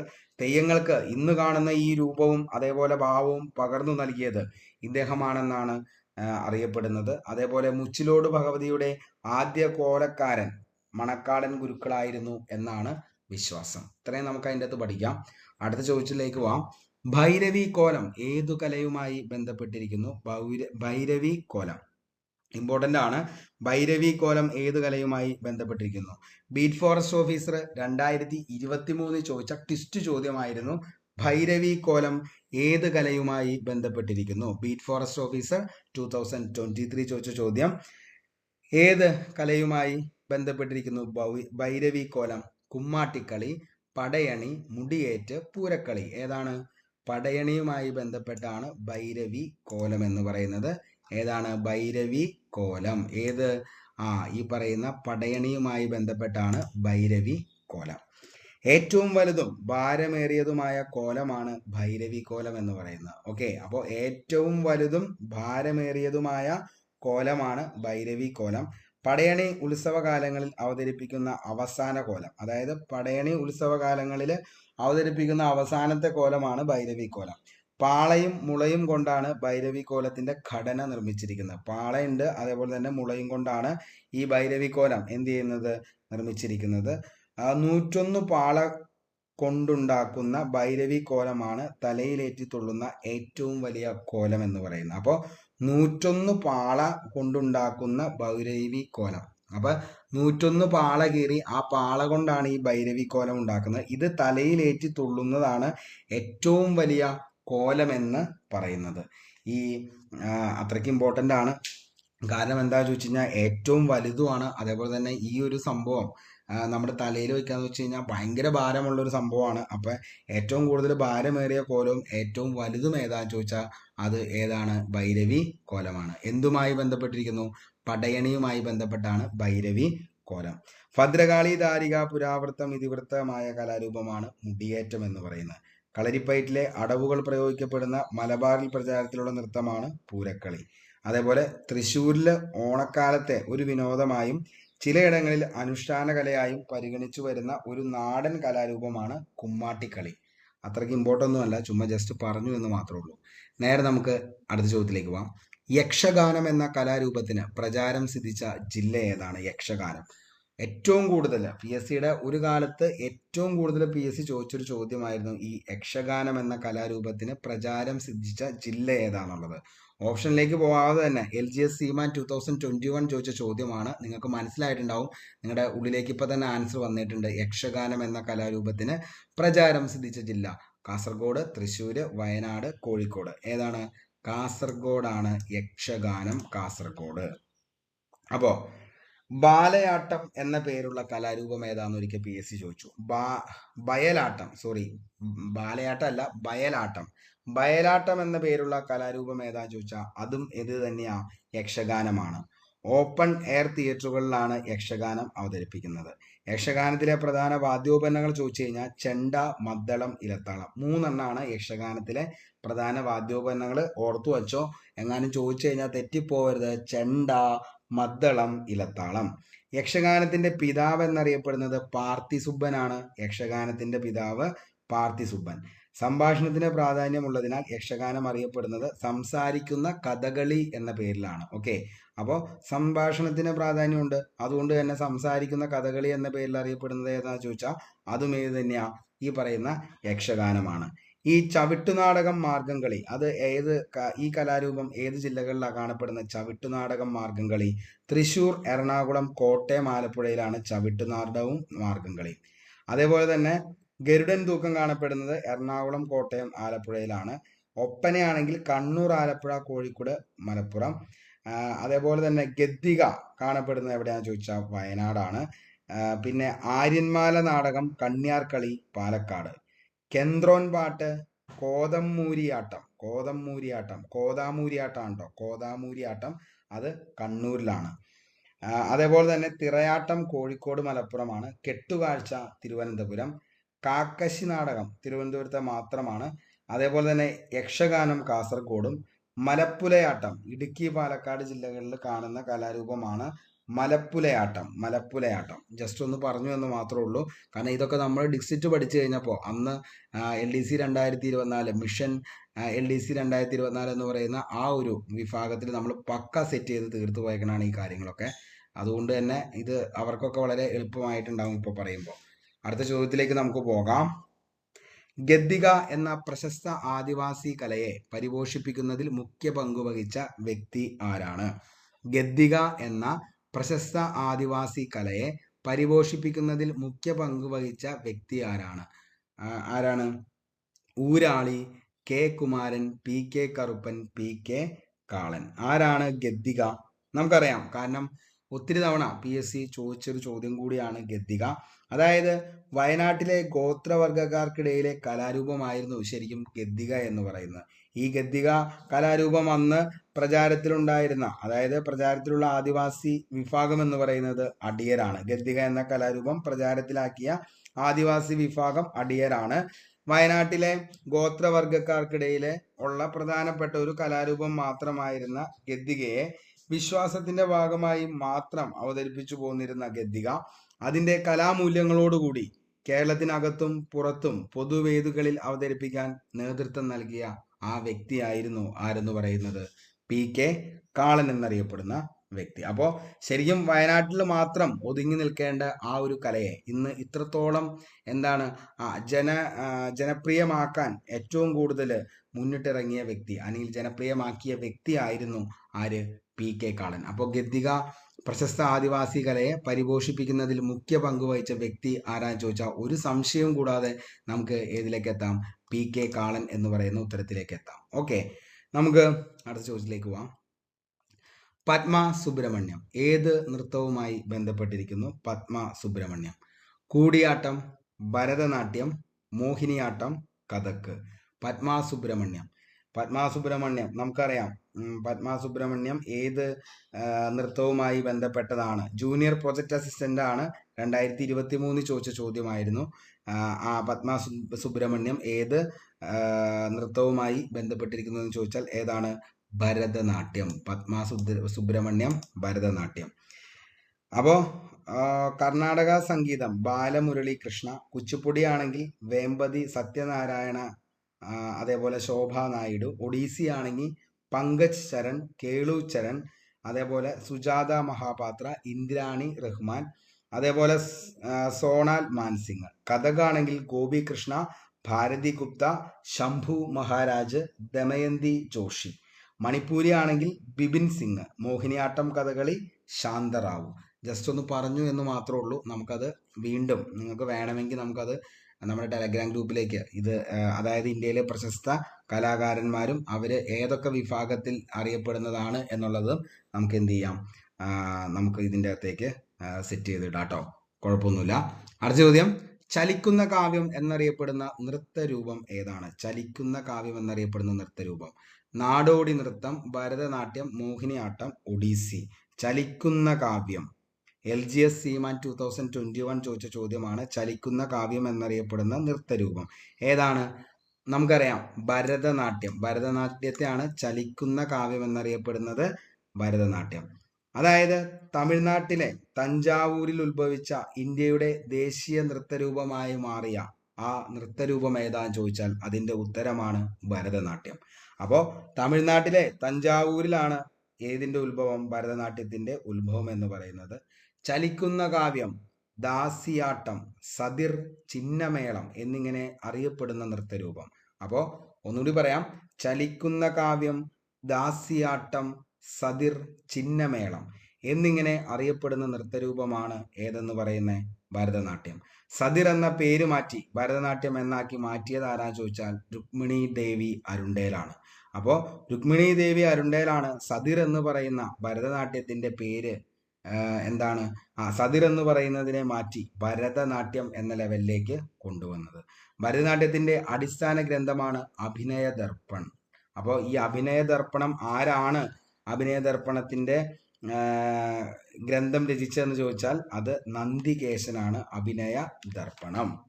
ഇനി അങ്ങനെയാണെങ്കിൽ നമുക്ക് കുറച്ച് വിശേഷണങ്ങൾ നോക്കാം. ചലിക്കുന്ന ശില്പം എന്നറിയപ്പെടുന്നത് ഏത് നൃത്തരൂപമാണെന്ന് ചോദിച്ചാൽ ചലിക്കുന്ന ശില്പം ഒഡീസിയാണ്. ചലിക്കുന്ന ശില്പം ഒഡീസി. ഇനി ക്ഷേത്രകലയുടെ രാജാവ് എന്നറിയപ്പെടുന്നത് പഞ്ചാരിമേളമാണ്. എഴുതി വച്ചോ, ക്ഷേത്രകലയുടെ രാജാവ് പഞ്ചാരിമേളം. ആയോധന കലയുടെ മാതാവ് എന്നറിയപ്പെടുന്നത് കളരിപ്പയറ്റാണ്. ആയോധന കലയുടെ മാതാവ് കളരിപ്പയറ്റ്. കേരളത്തിന്റെ ആക്ഷേപഹാസ്യ നൃത്ത നാടകമാണ് കാക്കരശി നാടകം. ഓക്കെ, കേരളത്തിന്റെ ആക്ഷേപഹാസ്യ നൃത്ത നാടകമാണ് കാക്കരശി നാടകം. തട്ടുപൊളിപ്പൻ എന്നറിയപ്പെടുന്നത് ചവിട്ടുനാടകമാണ് തട്ടുപൊളിപ്പൻ. മയിൽപീലി നൃത്തം എന്നറിയപ്പെടുന്നത് അർജുന നൃത്തമാണ്. മനുഷ്യരാശിയുടെ അനശ്വര കലാരൂപം എന്നറിയപ്പെടുന്നത് കൂടിയാട്ടമാണ്. മനുഷ്യരാശിയുടെ അനശ്വര കലാരൂപമാണ് കൂടിയാട്ടം. അപ്പോൾ വിശേഷണങ്ങൾ പറഞ്ഞത് ഒന്നുകൂടി പറയാം. ഏകദേശം ഒരു 7ഓളം വിശേഷണങ്ങളാണ്. ചലിക്കുന്ന ശില്പം ഒഡീസി, ക്ഷേത്രകലയുടെ രാജാവ് പഞ്ചാരിമേളം, ആയോധന കലയുടെ മാതാവ് കളരിപ്പയറ്റ്, കേരളത്തിന്റെ ആക്ഷേപഹാസ്യ നൃത്ത നാടകം കാക്കരശി നാടകം, തട്ടുപൊളിപ്പൻ ചവിട്ടുനാടകം, മയിൽപീലി നൃത്തം അർജുന നൃത്തം, മനുഷ്യരാശിയുടെ അനശ്വര കലാരൂപം കൂടിയാട്ടം. നമുക്ക് അവസാനത്തെ ചോദ്യം. ഇന്ന് 25 ചോദ്യങ്ങളാണുള്ളൂ. കാരണം ഇതിന്റെ എക്സ്പ്ലനേഷൻ കൂടി പഠിച്ച് സെറ്റായി പോയെങ്കിൽ മാത്രമാണ് കാര്യമുള്ളൂ. കാരണം ഇനി ഇത് നിങ്ങൾ എന്ത് ചെയ്യേണ്ട, അടുത്തൊരു ലെവലിലേക്ക് ഒന്ന് പഠിക്കാനായിട്ട് പോകണ്ട. അതുകൊണ്ടാണ് നമ്മൾ ഇങ്ങനെ ക്ലാസ് ചെയ്യുന്നത്. കേരള കലാമണ്ഡലം സ്ഥാപിതമായ വർഷം എന്നാണ്? Kerala Kalamandalam police constable Indian reserve battalion 2023 ചോദിച്ച ചോദ്യമാണ്. കേരള കലാമണ്ഡലം സ്ഥാപിതമായ വർഷം എന്നാണ്? ഓപ്ഷനിലേക്ക് പോവാം. 1930, 1931, 1936, 1934. ഓക്കെ, കേരള കലാമണ്ഡലം സ്ഥാപിതമായ വർഷം. പോലീസ് കോൺസ്റ്റബിള് ഇന്ത്യൻ റിസർവ് ബറ്റാലിയനിൽ ചോദിച്ച ചോദ്യമാണ്. എന്നാണ് കേരള കലാമണ്ഡലം സ്ഥാപിതമായത് എന്ന് ചോദിച്ചു കഴിഞ്ഞാൽ എന്നാണ്? 1930. 1930 സ്ഥാപിതമായത്. അതായത് പാരമ്പര്യ കലാരൂപങ്ങളുടെ വികാസത്തിനായി ദേശീയ സമരകാലത്ത് കേരളത്തിൽ ആരംഭിച്ച പ്രസ്ഥാനമാണ് കേരള കലാമണ്ഡലം എന്ന് പറയുന്നത്. അപ്പോൾ പാരമ്പര്യ കലാരൂപങ്ങളുടെ വികാസത്തിനായിട്ട് ദേശീയ സമരകാലത്ത് കേരളത്തിൽ ആരംഭിച്ച പ്രസ്ഥാനമാണ് കേരള കലാമണ്ഡലം. വള്ളത്തോൾ നാരായണ മേനോനും മണക്കുളം മുകുന്ദരാജനും ചേർന്ന് സ്ഥാപിച്ച കേരള കലാമണ്ഡലം നിലവിൽ വന്നത് 1930-ലാണ്. 1936-ലാണ് കലാമണ്ഡലത്തിന്റെ കളരികളും അതേപോലെ തന്നെ ഭരണകേന്ദ്രവും സജീവമാകുന്നത്. കേരള കലാമണ്ഡലം ചാരിറ്റബിൾ സൊസൈറ്റിയായി രജിസ്റ്റർ ചെയ്ത് 1927. 1957 സർക്കാർ ഏറ്റെടുത്ത കേരള കലാമണ്ഡലത്തിന് കൽപ്പിത സർവകലാശാല പദവി ലഭിച്ചത് 2007-ലാണ്. കേരള കലാമണ്ഡലത്തിന് UGCയുടെ എ കാറ്റഗറി പദവി ലഭിച്ചത് 2010-ലും. കേരള കലാമണ്ഡലം സ്ഥിതി ചെയ്യുന്നത് വള്ളത്തോൾ നഗറാണ്, ചെറുതുരുത്തി, തൃശ്ശൂരാണ്. ഓക്കെ, അപ്പോൾ കേരള കലാമണ്ഡലം സ്ഥിതി ചെയ്യുന്നത് വള്ളത്തോൾ നഗർ, ചെറുതുരുത്തി, തൃശ്ശൂര്. നിലവിൽ കേരള കലാമണ്ഡലം പ്രവർത്തിക്കുന്ന കെട്ടിട സമുച്ചയം അറിയപ്പെടുന്നതാണ് ഒന്നര വള്ളത്തോൾ നഗർ എന്ന പേരിൽ അറിയപ്പെടും, അല്ലെങ്കിൽ നാട്യഗ്രഹ. വള്ളത്തോൾ നഗർ അല്ലെങ്കിൽ നാട്യഗ്രഹ. ഓക്കെ, അപ്പോൾ നമ്മൾ ഇത്തരം കാര്യങ്ങളാണ് പറഞ്ഞത്. പാരമ്പര്യ കലാരൂപങ്ങളുടെ വികാസത്തിനായി ദേശീയ സമരകാലത്ത് കേരളത്തിൽ ആരംഭിച്ച പ്രസ്ഥാനമാണ് കേരള കലാമണ്ഡലം. വള്ളത്തോൾ നാരായണ മേനോനും മണക്കുളം മുകുന്ദരാജയും ചേർന്ന് സ്ഥാപിച്ച കേരള കലാമണ്ഡലം നിലവിൽ വന്നത് 1930. ഓക്കെ, അതായത് കേരള കലാമണ്ഡലത്തിന് കൽപ്പിത സർവകലാശാല 2007-ലും കേരള കലാമണ്ഡലത്തിലെ UGCയുടെ എ കാറ്റഗറി 2010. സ്ഥിതി ചെയ്യുന്നത് വള്ളത്തോൾ നഗറാണ്, ചെറുതുരുത്തി, തൃശ്ശൂര്. നിലവിൽ കേരള കലാമണ്ഡലം പ്രവർത്തിക്കുന്ന കെട്ടിട സമുച്ചയം നാട്യഗ്രഹ. പ്രശസ്തമായ സ്ഥാപനങ്ങൾ: കേരള സാഹിത്യ അക്കാദമി 1956, കേരള സംഗീത അക്കാദമി 1958, കേരള ലളിതകലാ അക്കാദമി 1962. അപ്പോൾ ഇങ്ങനെ ഓർത്താൽ മതി. കേരള സാഹിത്യം സംഗീതം പോലെ ലളിതം എന്ന് വെച്ച് കഴിഞ്ഞാൽ 56, 58, 62 മൊത്തത്തിൽ ഒറ്റയടിക്ക് അതങ്ങ് കിട്ടി. കേരള സാഹിത്യം സംഗീതം പോലെ ലളിതം. അപ്പോൾ 1956 പഠിച്ചു കഴിഞ്ഞാൽ കേരള സാഹിത്യ അക്കാദമി 56, കേരള സംഗീതം 58, Kerala Lalithakala academy 62. Margi 1970, Guru Gopinath Natana Gramam 1995, school of drama and fine arts 1977, Kerala folklore academy 1995. അപ്പോൾ ഇത്രയും കാര്യങ്ങളാണ് ഇന്നത്തെ ഈ ഒരു ദിവസം നമ്മൾ ചർച്ച ചെയ്യുന്നത്. ഇന്നത്തെ ക്ലാസ് ഇഷ്ടമായെങ്കിൽ എല്ലാവരും, നമ്മുടെ ക്ലാസ് ഓക്കെ ആണെങ്കിൽ ഒന്ന് ലൈക്ക് അടിക്കുക. അപ്പോൾ ഇനി നമ്മുടെ സെക്കൻഡ് പാർട്ട് വേണമെന്ന് നിങ്ങൾക്ക് താല്പര്യമുണ്ടെങ്കിൽ ഉറപ്പായിട്ടും താഴെ കമന്റ് ബോക്സിൽ നിങ്ങളുടെ അഭിപ്രായം രേഖപ്പെടുത്തണം. കാരണം നമ്മൾ അത്രത്തോളം കഷ്ടപ്പെട്ടിട്ടാണ് ഈ ഒരു സംഭവം നിങ്ങൾക്ക് വേണ്ടി സെറ്റ് ചെയ്ത് തരുന്നത്. കാരണം ഈ ഒരു 25 ചോദ്യങ്ങൾ നിങ്ങൾ പഠിച്ചു കഴിയുമ്പോൾ ഇമ്പോർട്ടൻ്റ് ആയിട്ടുള്ള എല്ലാ ടോപ്പിക്സുകളിലൂടെയാണ് നിങ്ങൾ കടന്നു പോകുന്നത്. ഒരു 2 ടൈംസ് എങ്കിലും ഇതൊന്ന് പഠിക്കാനായിട്ട് തയ്യാറാവുകയാണെങ്കിൽ ഉറപ്പായിട്ടും ഈ ഒരു ടോപ്പിക്കിൽ നിന്നും വരുന്ന മാക്സിമം കണ്ടന്റ് നിങ്ങൾക്ക് ഓൾറെഡി സെറ്റ് ചെയ്ത് നിങ്ങളുടെ മൈൻഡിൽ കിടക്കുന്നതായിരിക്കും. അപ്പോൾ ഇതിന് ശേഷം കൃത്യം 9 മണിക്ക് നമ്മുടെ ടെലഗ്രാം ചാനലിലേക്ക് എല്ലാവരും പോരെ. അവിടെ നിങ്ങൾക്ക് വേണ്ടിയിട്ടുള്ള ബാക്കി പ്രീവിയസ് ഇയർ ക്വസ്റ്റ്യൻ പേപ്പറും അതേപോലെ തന്നെ ബാക്കിയുള്ള ചോദ്യങ്ങളുമായിട്ട് ഞാൻ എന്തായാലും വൈകുന്നേരം 9 മണിക്ക് വരും. ആ സമയത്ത് നിങ്ങൾ അതുകൂടി ചെയ്തു കഴിഞ്ഞാൽ ഈ ക്ലാസ്സിൻ്റെ റിവിഷനും അതേപോലെ തന്നെ ക്വസ്റ്റ്യൻ പേപ്പറും കൂടി ആയിരിക്കും. കാരണം നിങ്ങൾ ഈ ക്ലാസ് കണ്ടോ എന്നുള്ളതിനെ കുറിച്ചുള്ളതും അതേപോലെ ഈ ഒരു ടോപ്പിക്കിനെ കുറിച്ചുള്ള നിങ്ങൾക്ക് അറിയാവുന്ന കാര്യങ്ങൾ എന്നതിനെ കുറിച്ചും ആയിരിക്കും ആ ഒരു ക്വസ്റ്റ്യൻ ബോർഡിലൂടെ നിങ്ങൾക്ക് വളരെ വ്യക്തമായിട്ട് മനസ്സിലാവും. അപ്പോൾ ഇന്നത്തെ ഈ ഒരു ക്ലാസ് ഇവിടെ വെച്ച് വൈൻഡപ്പ് ചെയ്യാണ്. അപ്പോൾ കേരള കല സാഹിത്യം സംഗീതം എന്ന് പറയുന്ന ഈ ഒരു ടോപ്പിക്കിലെ മാക്സിമം നമ്മൾ എന്ത് ചെയ്തേണ്ട, ഓരോ ടോപ്പിക്കും കലാകായികം സാഹിത്യ സംസ്കാരത്തിലെ ഓരോ ടോപ്പിക്കും നമ്മൾ എന്ത് ചെയ്തേണ്ട 4 ഓപ്ഷനും ഡിസ്ക്രൈബ് ചെയ്ത് പോയിട്ടുണ്ട്. അപ്പോൾ അടുത്ത ദിവസം നമുക്ക് എന്ത് ചെയ്യാം, ബാക്കിയുള്ള ടോപ്പിക്സുകൾ കൂടി പാർട്ട് 2 ചെയ്യാം. അപ്പം നിങ്ങളുടെ അഭിപ്രായം എന്താണെന്നുള്ളത് താഴെ കമൻറ്റ് ബോക്സിൽ രേഖപ്പെടുത്തുക. അതേപോലെ വീഡിയോ ഇഷ്ടപ്പെടുകയാണെങ്കിൽ ഉറപ്പായിട്ടും ലൈക്ക് അടിക്കുക. നിങ്ങൾക്ക് ഇത് ഉപകാരപ്രദമാണ് എന്ന് തോന്നുകയാണെങ്കിൽ മറ്റുള്ളവരിലേക്കും ഇതൊന്ന് എന്ത് ചെയ്യുക, ഒന്ന് ഷെയർ ചെയ്യുക. അപ്പോൾ പുതിയൊരു വീഡിയോയുമായി നമുക്ക് വീണ്ടും കണ്ടുമുട്ടാം. അതുവരത്തേക്കും ഷോർട്ട് ബ്രേക്ക്, സൈനിങ് ഓഫ്.